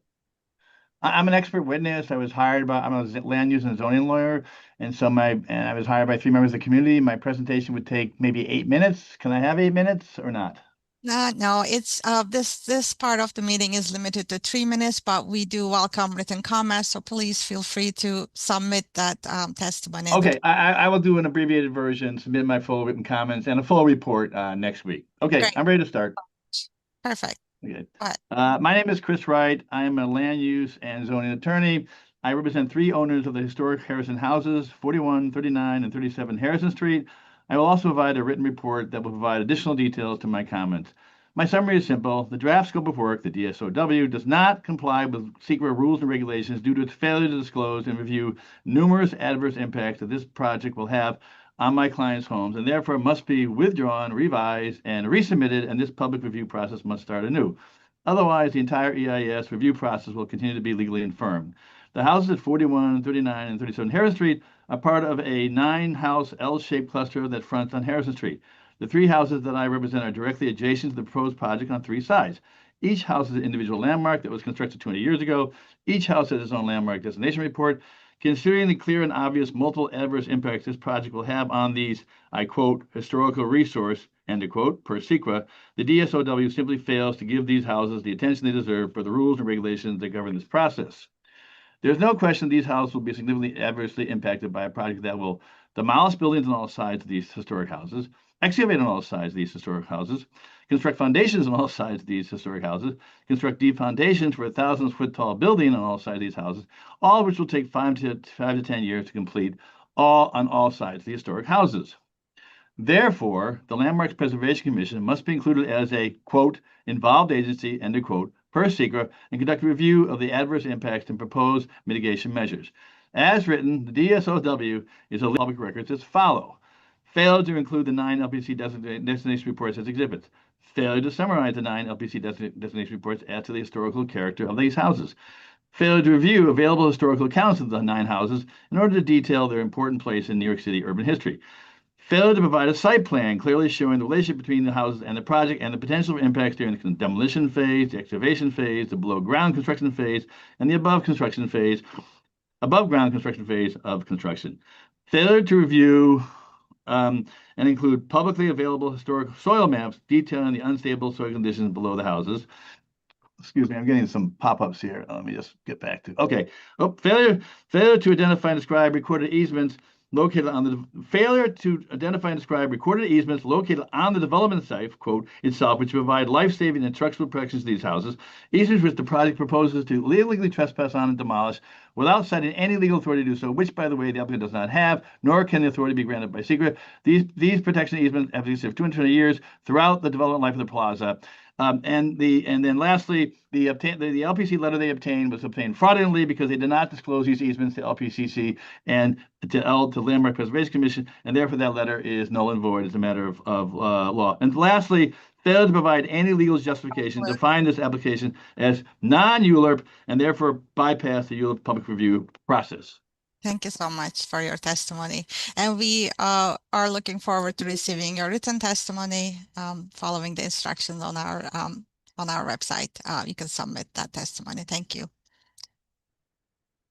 Our next speaker in this group is Paul Greenberg, followed by Harriet Grimm. Paul, we will promote you to be a panelist in a minute.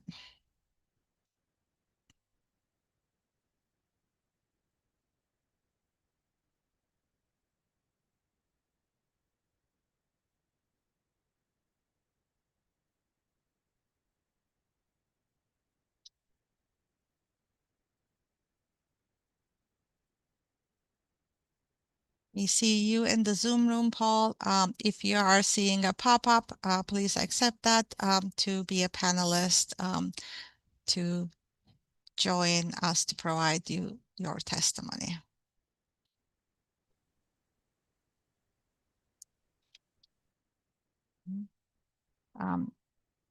I would like to encourage everyone to call our hotline numbers. If you are having any difficulties providing your testimony or joining us, we have toll-free numbers that are 877-853-5247. You can dial in the meeting ID number 618-237-7396, and when prompted, hit the password 1. This is for assistant to get help for any technical issues. Again, that call in number is 877-853-5247. When prompted, dial the meeting ID 618-237-7396, password 1. Someone will be able to help you join this meeting or help you register for the meeting and provide your testimony. All right, we will continue. We have Paul Greenberg. Great. Welcome, Paul. Well, actually, you have Paul Greenberg's wife, Okay. All right. Renee, but he's allowed me to read his statement. Great. So are you speaking on his behalf, or should we get your name for the record? I think it would be good to get your name. My name is Renee DeSantis, and I'm speaking on behalf of Paul Greenberg. Great, thank you. I am a 32-year-old plus resident of IPN. I am not an academic or a policy expert, but I have spent my life in working in construction. To suggest that a 90-story tower is a minor modification defies all logic and common sense. If this project was scaled way back and included a real affordable housing component, I would not oppose it.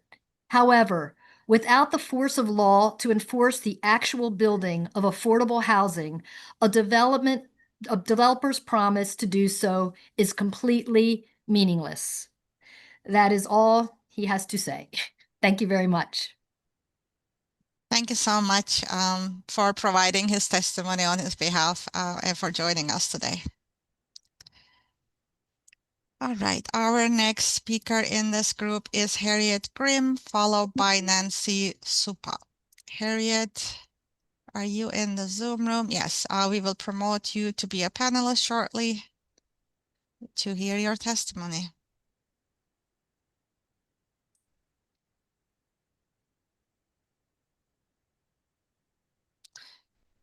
Great. I think we see you in the Zoom room. You should be able to unmute yourself.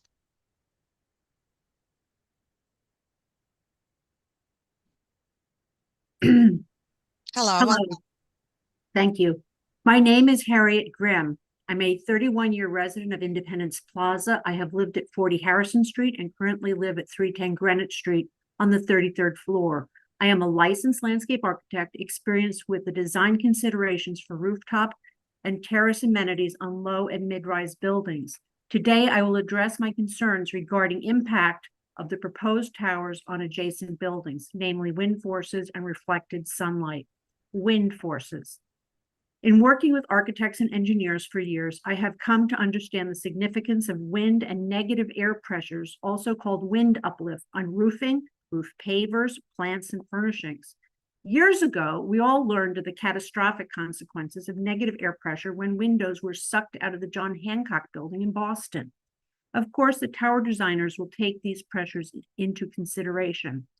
However, I implore DCP to require the EIS to study the impact of wind forces and negative air pressure caused by the proposed tower on adjacent buildings. The proposed placement of the tower will form narrow canyons and eddy spaces against adjacent buildings, resulting in increased wind velocities and negative air pressure affecting 310 Greenwich Street, 40 Harrison Street, and the vulnerable historic structures on Harrison Street. The inner corner of the L-shaped 310 will suffer significantly increased wind eddying. Towers constructed in the early 70s were not likely constructed with modern technology for counteracting wind-induced sway. How will the increased wind pressures impact the structures of adjacent buildings? I am not aware of any sway dampening devices in the original IPN towers. We regularly straighten artwork on our walls. The already strong west winds northwest winds reach my 33rd floor terrace and can push furnishings around, and in one instance sucked a drying pet bed off the terrace over the 35-inch parapet wall. As seasonal storms have grown more powerful in recent years, it has become impossible to grow plants on the terrace, and we rarely sit out there anymore. This experience leaves me skeptical of the developer's plan to claim the roof over the 72nd floor as open space. At the base of the buildings, the deep shade and narrow serpentine open space will be windy and shrouded in deep shade. Regarding reflected sunlight, there is no public information about the material to be used for the exterior of the proposed tower.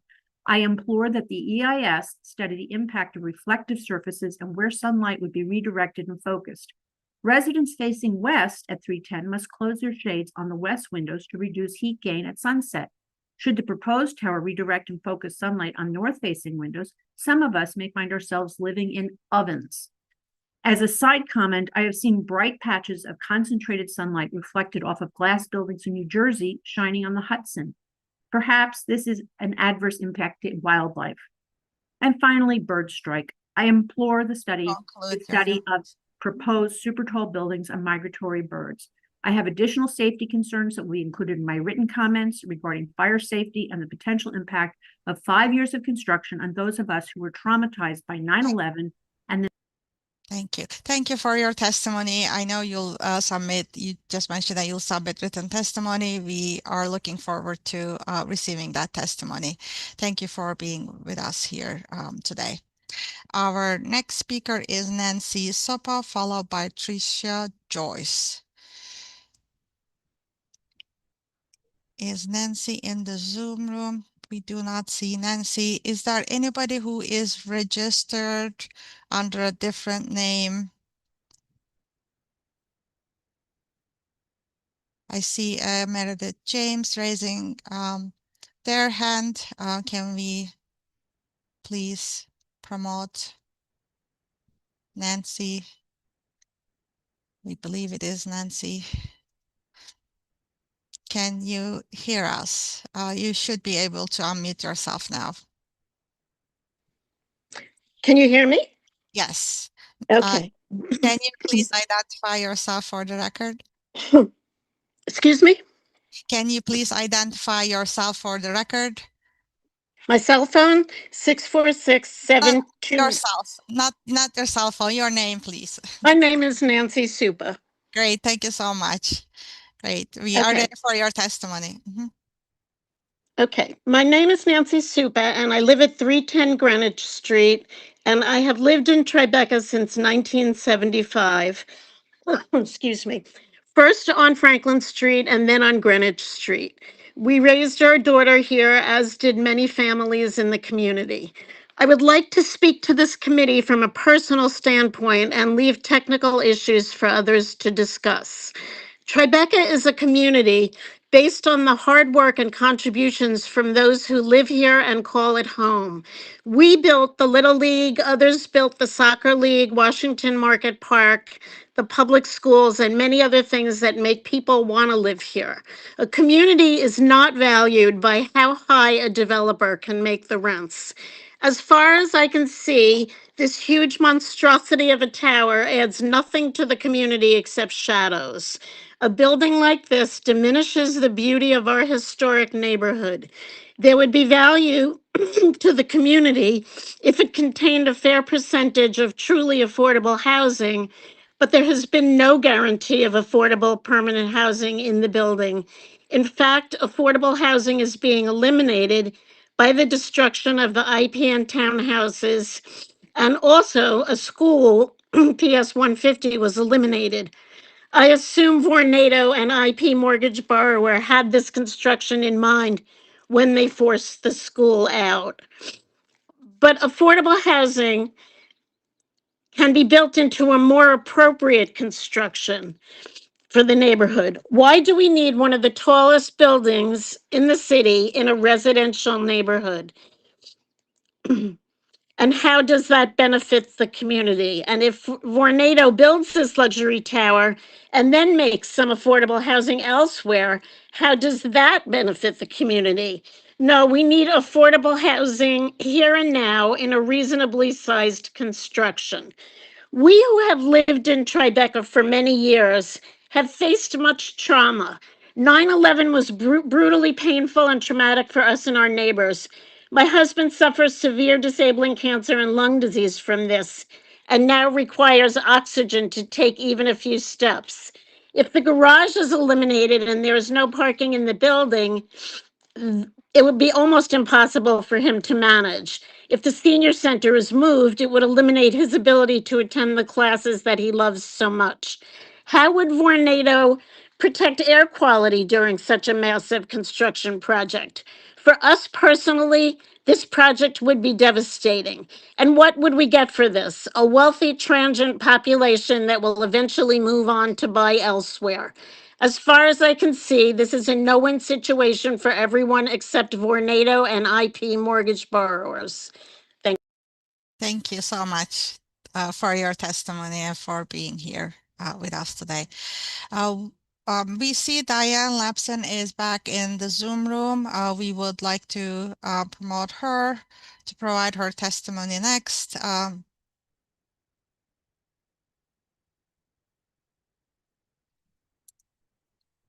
Now she just, no, I see Diane Lapson. Yes, if we can promote Diane Lapson to be a panelist, we are ready for your testimony, Diane. Okay. You should be able to unmute yourself now. We see you in the panelist side. Can you hear me? I see you are unmuted. If you speak, we should be able to hear you. Okay, there is a technical difficulty perhaps. Okay, all right. All right, so we will move on, and our back of the house team, if you can reach out to Diane, I'll in time I will repeat the numbers. Oh, wait. I think we got her. You heard me? Yes. Yes. Okay, Okay, great. thank you. All right, welcome, I Diane. think I'm sorry. I'm going to just speak because if I read this, it'll be too long. Okay. and some people mentioned already, I happen to be the president of the Tenant Association at Independence Plaza, just for full disclosure. Almost 26 years ago, on September 11th, downtown Manhattan was brutally attacked by 2 planes flying at angles to make the most damage they could. Residents in our community, especially the tenants of Independence Plaza, were about 3 city blocks away watching in horror. After the Civil War, we didn't really suffer here from wars and attacks on our soil until 9/11. We were all enjoying a beautiful day, and then suddenly everything changed. I think we went from being linear people to looking up at the sky all the time. No more horizon, up in the sky, because that's where the danger came from. And we have PTSD, mental illnesses, COPD, breathing disorders, GERD, and digestive issues, just to get started. Nancy mentioned her husband. Blocked arteries, poor circulation, and here we go again. We saw the towers built in the first place. We saw them knocked down. We saw them rebuilt. Our lives have been nothing but construction here, and we are good citizens that deserve to be protected. This is a special community, and I think personally that it's really time for somebody to say enough. Enough of what makes New York great. It's not the buildings, and this is not going to be the United Nations or another Statue of Liberty.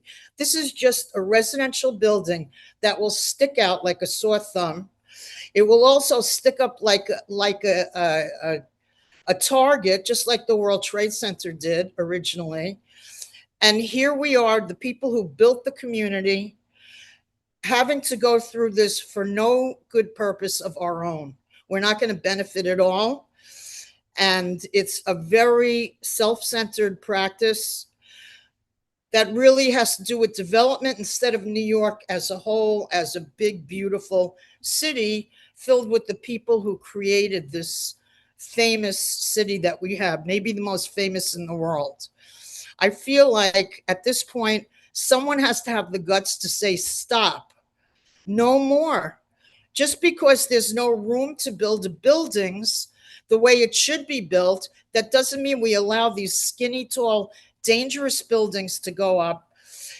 The crane situation is going to be horrible. We don't have enough people to examine the cranes that are even existing now. We already had someone die from a crane around the corner. I just feel like, is somebody please going to think clearly and not allow this neighborhood to become some kind of weird freak circus show with more of these small skits? Thank you. Thank you for your testimony. So I know you said you had a long testimony. We are happy to receive your written testimony when you get a chance to do so. Thank you. Our next speaker is a dial-in participant, Tricia Joyce. Please hit *9 if you would like to. Okay, she is raising her hand. We have her. You can press *6 to unmute. Yes, it's *6 to unmute yourself, correct. Tricia, if you can hear me. Hello, can you hear me? Welcome. Can you hear me? Yes, we can hear you. Thank you for joining us. Okay, wonderful. Thank you, and thank you for your patience. I'm actually driving, being helped by my daughter here. This is Tricia Joyce. I am a 36-year resident of Tribeca and the chair of the Youth and Education Committee of Community Board 1. I'm speaking for myself today, and I appreciate and will, let some of the things other people said that I was going to say hold. But most importantly is that it is with great despair that we find ourselves here yet again because of the gaping holes in our government that allow a situation like this to get as far as it has.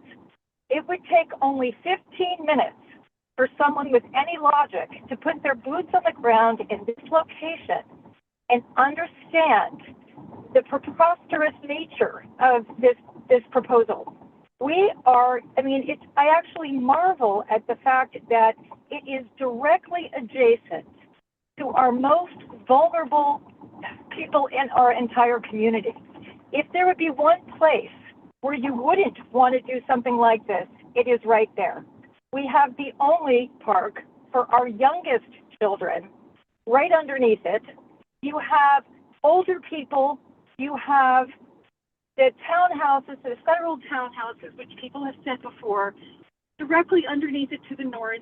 And then you have an historic district where there are dwellings like ours that are old walk-up 240-year-old loft dwellings.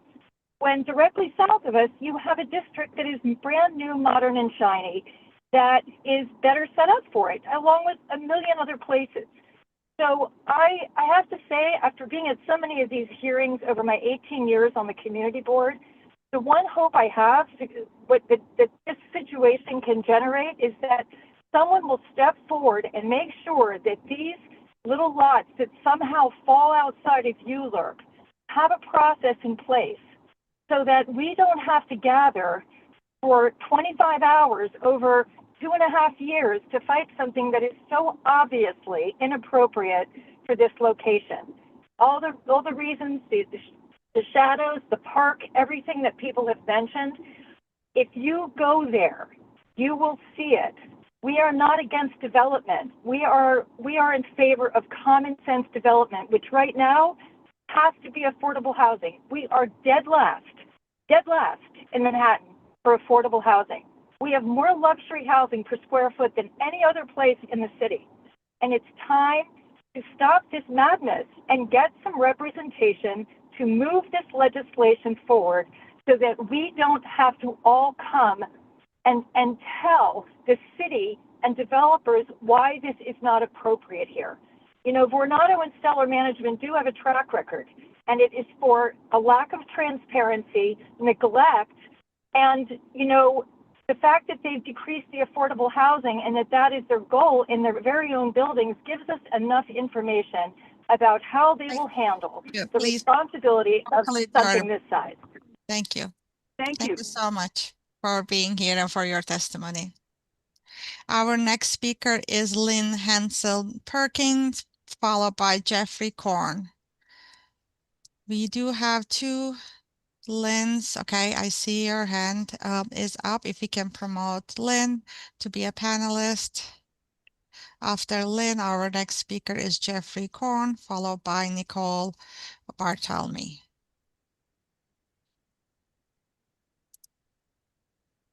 You should be able to unmute yourself. Hello, can you hear me? Yes, we can hear you. Welcome. Great, thank you. My name is Lynn Hansel Perkins. I live at 14 Harrison Street. We've lived here since 1975. I'm grateful for others' comments, and they reflect my own. And I've listed what my concerns are, and in no particular order. I'm concerned about wind, the effect of construction on our particular building at 14 Harrison. We already feel vibration of the bus all the way over on West Street before it even turns onto Harrison Street. I'm concerned about noise. What is the effect of bus traffic on the bus stop and the flow of traffic? I'm concerned about the loss of affordable housing and diversity in our immediate block area neighborhood. Loss of parking. How will parking be affected? Loss of our safe playground. Toxic dust and bad air quality. Loss of light. How will driving be affected for residents in the area? It will be very difficult to live while construction is going on in this area. What is the effect going to be on our schools with more residents and construction? Thank you, I'm done. Thank you so much, Lynn, for being here and for your testimony. Our next speaker is Jeffrey Korn, followed by Nicole Barthelmy. Jeffrey, I see Jeffrey in the Zoom room.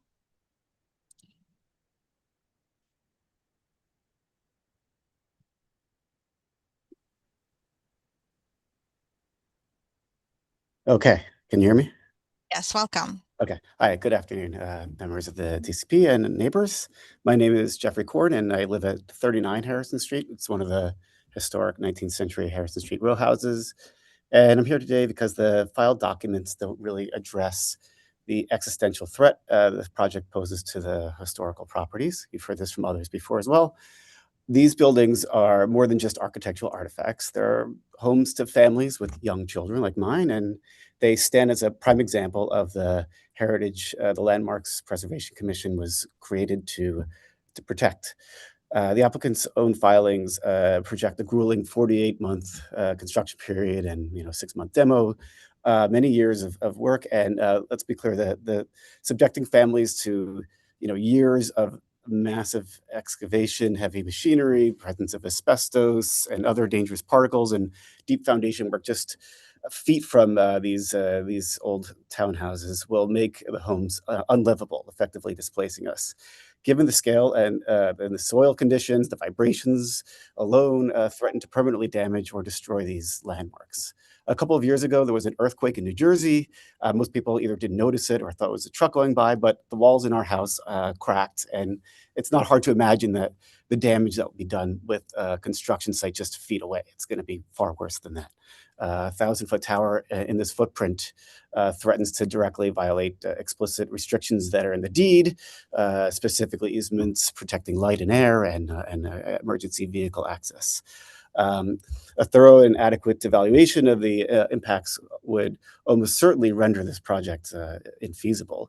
But the draft scope ignores the reality, hoping the committees will overlook it. So I urge you to not to do that, and I implore that the final scope mandate strict ultra-low vibration thresholds and continuous independent seismic monitoring, and a legally binding protection plan before the shovels hit the ground. Thanks. Thank you so much, Jeffrey, for your testimony. Our next speaker is Nicole Bartelme, followed by WB, followed by Elizabeth Berger. Let me see, Nicole is in the Zoom room. If you can promote Nicole to be a panelist. Hi. Hi, welcome. Hi, my name's Nicole Bartelme, and I just want to thank the words of Deborah Glick and Christopher and Martine earlier. I'd like to really champion all of their remarks. I feel that this building is a detriment to the soul of the community. Tribeca is transparency. If you look at the acronym, let's change it. Transparency, responsibility, integrity, balance, environment, community, and accountability.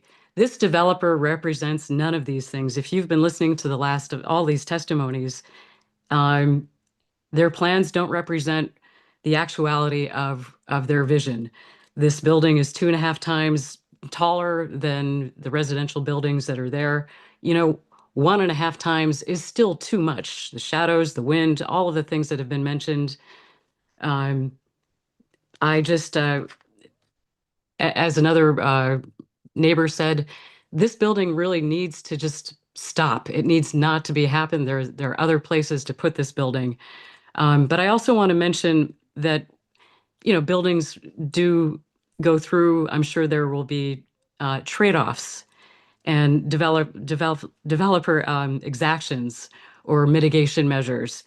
And I want the community board not to take any trade-offs or any planning that might, they think it might improve something else somewhere else, but there really is no trade-off for the amount of shadows and the environmental impacts that affect the Hudson and the rest of the community. So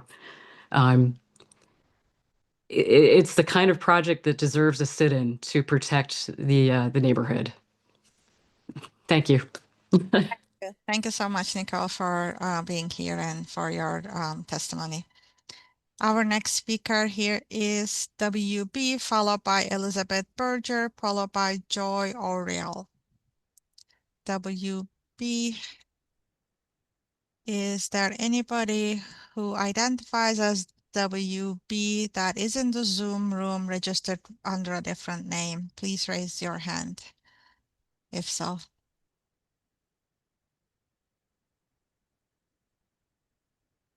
Do not see anybody identifying themselves. We're going to move to our next speaker, Elizabeth Berger, followed by Joy Auriel, followed by Emily Moyer. Elizabeth, you're our next speaker. We do not see Elizabeth in the Zoom room.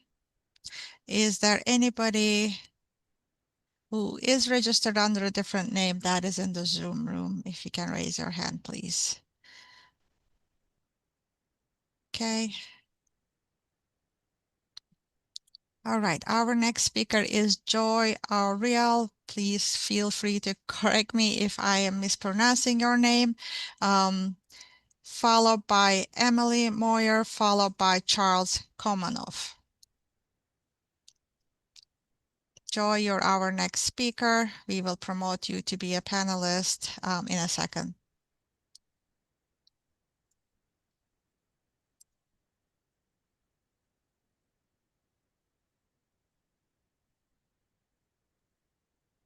If you are seeing a pop-up on your screen, please accept that. You should be able to join us on the panelist side and have the ability to unmute yourself to provide your testimony. If you're seeing any pop-ups, please click yes. We'll wait a second.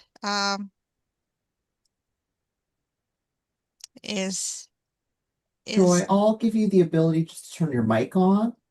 Maybe that will help. Let's do that.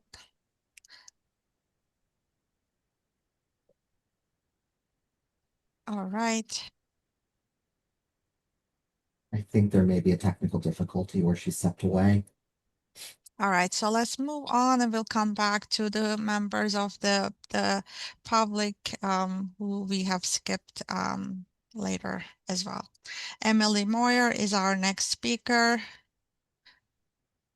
in this group. We do not see anybody with that name in the Zoom room, but I see a hand raised. Meredith James, please, let's promote Emily and we can update the name. Thank you. Emily, can you hear us? If you should be able to unmute yourself. Hi, welcome. Hi. Can you identify yourself for the record? Yes, I can. Good evening. My name is Emily Moyer, and I've been a homeowner in Tribeca for 22 years. And since the announcement of this project years ago, I've made a point of speaking with many community members about their views on it. And I've talked with local business owners. I've talked with leaders of community organizations, longtime residents, new families, and elected officials. And I've heard what they value about this neighborhood and what concerns them about this proposal. And I can tell you that the concern surrounding this tower is deep, it's broad, and it's remarkably consistent. And it's aligned with my own concerns as a longtime Tribeca resident. People are not simply reacting to this building's height. They're worried about the cumulative impacts of a more than 1,000-foot tower on a mid-rise neighborhood that has intentionally evolved at human scale. They worry about shadows, congestion, infrastructure capacity, quality of life, and the precedent that this project sets for the future of Tribeca, among the many other impacts that have been surfaced here tonight in previous testimonies. Many also question whether this proposal meaningfully addresses affordability. Residents are being asked to accept extraordinary changes to this neighborhood, and seniors are facing potential displacement, without clear confidence that the public benefits are proportional to the immense scale of what is being proposed in this tower. An environmental review should not be a procedural exercise through which we just check the box. It should fully and transparently examine how this project would affect the people who live and work here today, as well as what it means for the future character and livability of our community. I urge the Department of City Planning to ensure that this review is comprehensive, rigorous, genuinely responsive to the concerns raised today, and representative of the public that it serves. Thank you for your time. Thank you so much, Emily, for joining us today. Excuse me. All right, our next speaker is Charles Komanov, followed by Mia Steinberg. Charles, we will promote you to be a panelist in a second, and you should be able to unmute yourself. I see your hand is raised.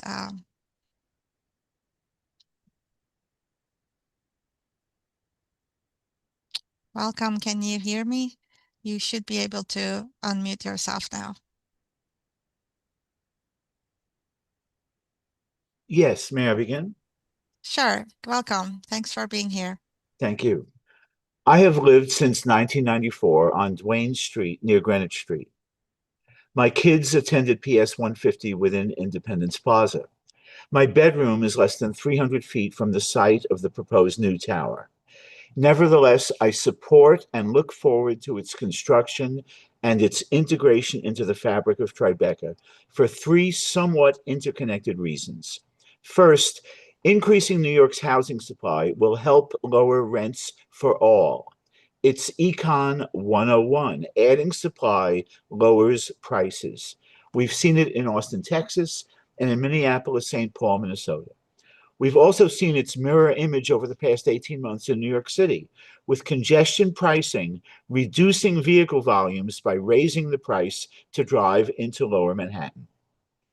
Second, adding 1,000 or so new homes and the 2,000 or so people who will inhabit them will expand Tribeca's customer base, helping stores and restaurants thrive. Third, adding population in New York City, especially in lower Manhattan, the densest and most transit-rich community in the United States, will reduce carbon and other greenhouse gas emissions relative to that same population being forced to live in the suburbs of Florida, South Carolina, or Texas. The new tower, in other words, is a climate solution, no less than our congestion pricing, urban bicycling, and solar panels. I ask that the environmental assessment analyze those three classes of prospective benefits: enhanced housing supply and affordability, more prosperous businesses, and lesser climate damaging emissions. Finally, I strongly urge that the mandated affordable units be located within the new project rather than off-site. I also note that helping more people live in New York will help stanch the growing pernicious political power of America's red states over blue. Thank you. Thank you so much for being here and for your testimony, Charles. Our next speaker is Mia Steinberg, followed by Roy Shamir. We do not see Mia in the Zoom room. Is there anybody that is registered under a different name who is in the Zoom room? Please identify yourself, Mia, if you're in the room.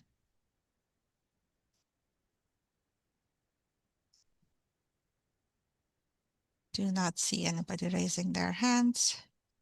We do have, so we'll skip Mia and come back to our skipped registrants. Our next speaker is a dial-in speaker, Roy Shamir.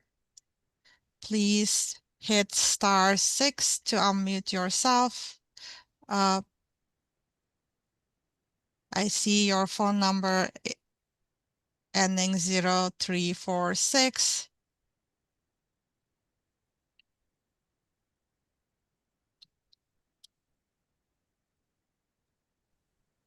All right, can I think we are allowing you to Yeah. provide your testimony. If you would like to provide your testimony, please hit *6 to unmute yourself. There we go. Can you hear me? Yes, we can hear you. Welcome. Thanks for joining. Okay, thank you. Forgive me, but I will be using a voice assistant because I'm having a throat problem today. So forgive this voice. Thank you for the opportunity to speak today. I am a tenant from Building 80 and I've been living here since 2003. I want to make a few statements and then ask some questions and hopefully somehow I will receive the answers. I strongly protest for any construction as its adverse effects are many. It will destroy our ability to live freely and without health concerns, both physical and mental problems that will be devastating for the entire community. This project is being proposed for the corporate real estate corporation Stellar Management and Venado and not for the community or the people. Already the situation here is the rent is reduced from market rate but it's absolutely not affordable. I have 5 questions. It was stated by Stellar representative that the footprint and height was part of an old proposal. I cannot believe that anything related to the height of this project could have been pre-approved when Knighton was initially designed as affordable housing Mitchell Lama. The project should have never been removed from the Mitchell Lama. That in itself was criminal. I don't own a vehicle and I don't care about spots for myself. But I do care where that entrance is going to be moved to. Where is the plan of where the entrance will be during and after the construction if is foolishly approved? What are we tenants expected to do when we need egress to get to Whole Foods where we shop for food? We cannot be expected to walk along the West Side Highway as it will have just as much health problems to walk by that construction area as well. Greenwich, so would we expected to go all the way down to Hudson up and around and still walk by the environmental disaster as we go shopping for food at Whole Foods? That would be still unacceptable. What rent reduction during 7-year potential construction will be given to the tenants in 80, 40 and 310 to compensate them for this devastating effect on our quality of life? I completely protest any new development here at Knighton. Thank you for letting me ask these questions and make these statements. And just to clarify, I do completely protest this construction in any way, shape, or form. Thank you very much for your time and for letting me speak. Thank you. Thank you for joining us and providing your testimony. All right, so he was our last registered speaker. We have a few members of the public who have dialed in. Is there anybody who has dialed in that wishes to provide a testimony at this time? We will circle back with the names that we have skipped to see if they are returned to the Zoom room. I'll start with Susan Berry, John Scott. If you're hearing your name, even if you're in the Zoom room registered under a different name, please raise your hand so that we'll be able to identify you and promote you to provide your testimony. So again, starting with Susan Berry, John Scott, Chiara Coletti has emailed us. We had skipped her. She had emailed us and let us know that she does not wish to provide any testimony today. Daniela Dragomir, William Baldwin. All right, I see William Baldwin raising their hand. Let's promote William.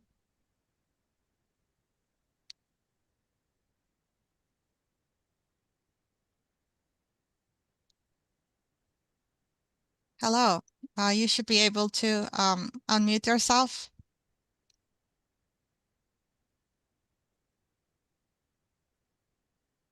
Can you hear me?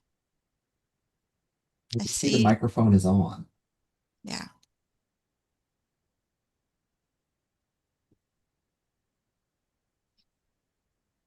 All right. William, can you hear us? Are you able to speak? We're not able to hear you. We see that you are unmuted.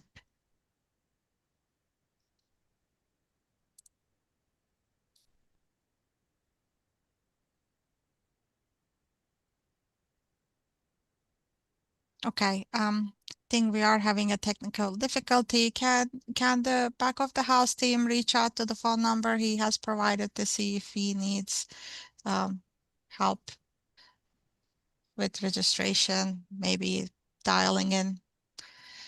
All right, the next few registrants that we have: Skip Elizabeth Berger, WB, Joy Auriel, and Mia Steinberg.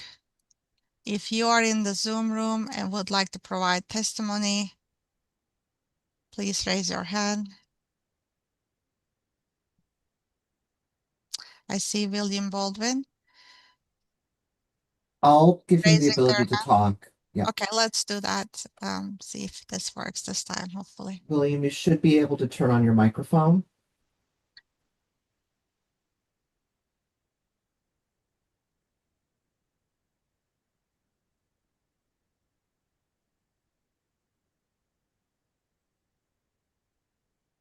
All right, I think he's not able to. I don't think he's able to. Okay. All right, let's reach out on the back end. Oh, wait, his microphone is on. William, If you can hear us.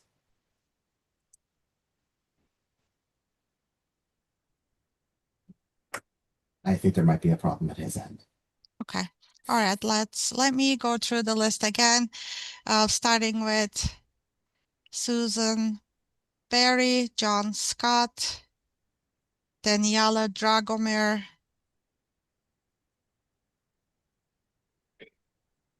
WB, Elizabeth Berger, Joy Ariel, Mia Steinberg. If you are in the Zoom room, please let us know if you would like to provide your testimony. Right. All right. So we have now heard from all the speakers that have completed our registration process. Is there anybody in the Zoom room that is not registered who needs help to register? Here are the instructions on the screen to follow if you would like to provide your testimony. We're going to take a 5-minute recess to allow anyone who would like to provide their testimony live today in this meeting, who may have been reviewing the YouTube, who is not able to register yet. This is the time to do so. So please follow the instructions on the screen now. And if you do need assistance, please follow the instructions on the bottom of the screen. So you can call any of these toll-free numbers. 877-853-5247 is one of them. And if you need assistance to register via telephone, enter the meeting ID 618-237-7396, password 1, or follow the instructions on our website at www.nyc.gov/planning under the calendar page and upcoming meetings in the calendar page, and click on the Independence Plaza modification scoping meeting and follow the instructions, and you'll receive a registration link to the Zoom room to join us live at this time. So we're going to take a 5-minute break to allow anyone who wishes to join us by telephone or by Zoom, by computer or a smartphone, and we will continue the testimony if anyone else registers at this time. Thank you.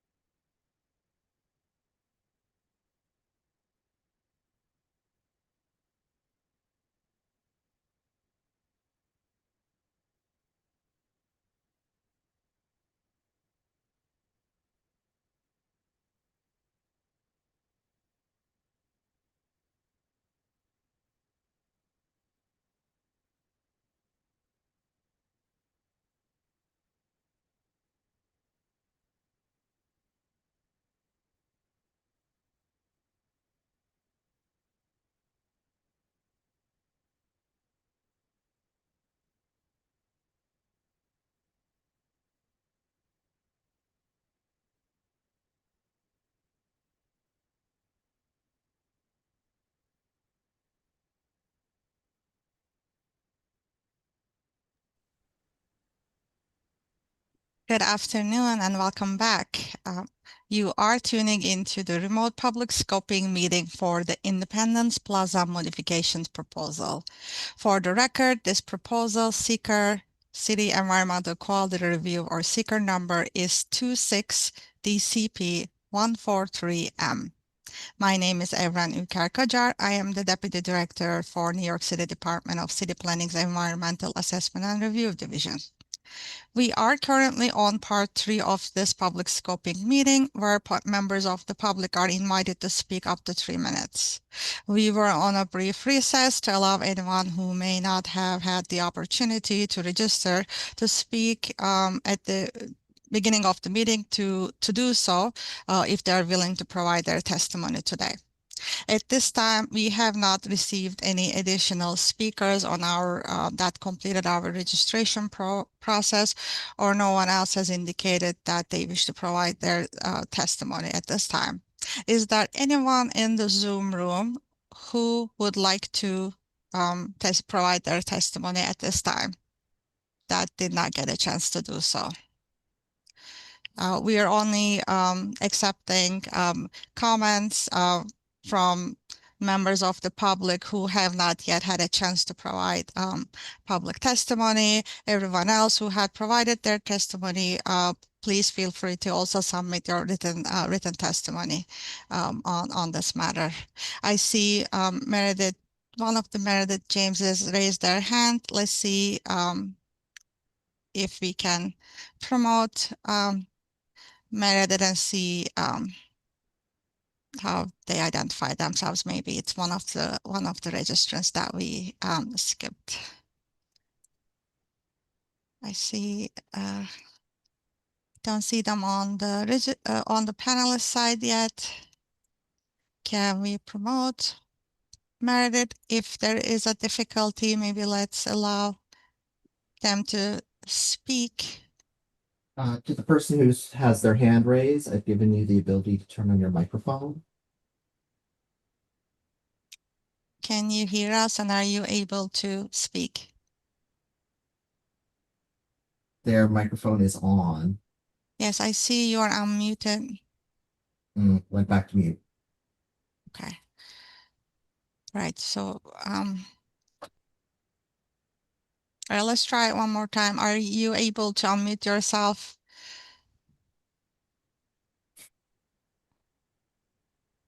I think there is a technical difficulty. Is there anyone else who would like to provide their testimony that is in the Zoom room today at this time?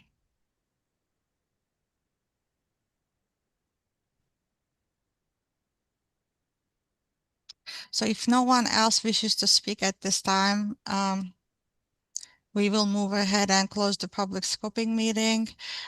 For those of you, if you can, yes, thank you for this next slide. So for those of you who had difficulties providing your testimony today, please remember that you can submit your written testimony by selecting this hearing on the upcoming meetings page of our calendar page at the DCP website. That address is www.nyc.gov/planning/calendar. This link is located on the top right-hand corner of our website. You can also mail or email us your written testimony. That information is now on the screen.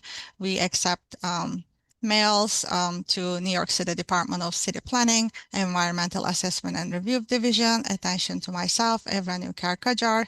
Our address is 120 Broadway, 31st floor, New York, New York, 10271.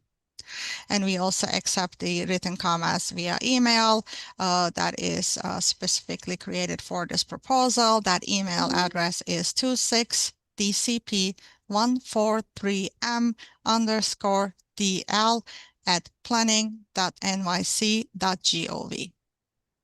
Again, we accept the written comments by 5 p.m. Monday, July 6, 2026. Thank you for joining us today and providing your testimony. It is currently 4:36 p.m. and this public scoping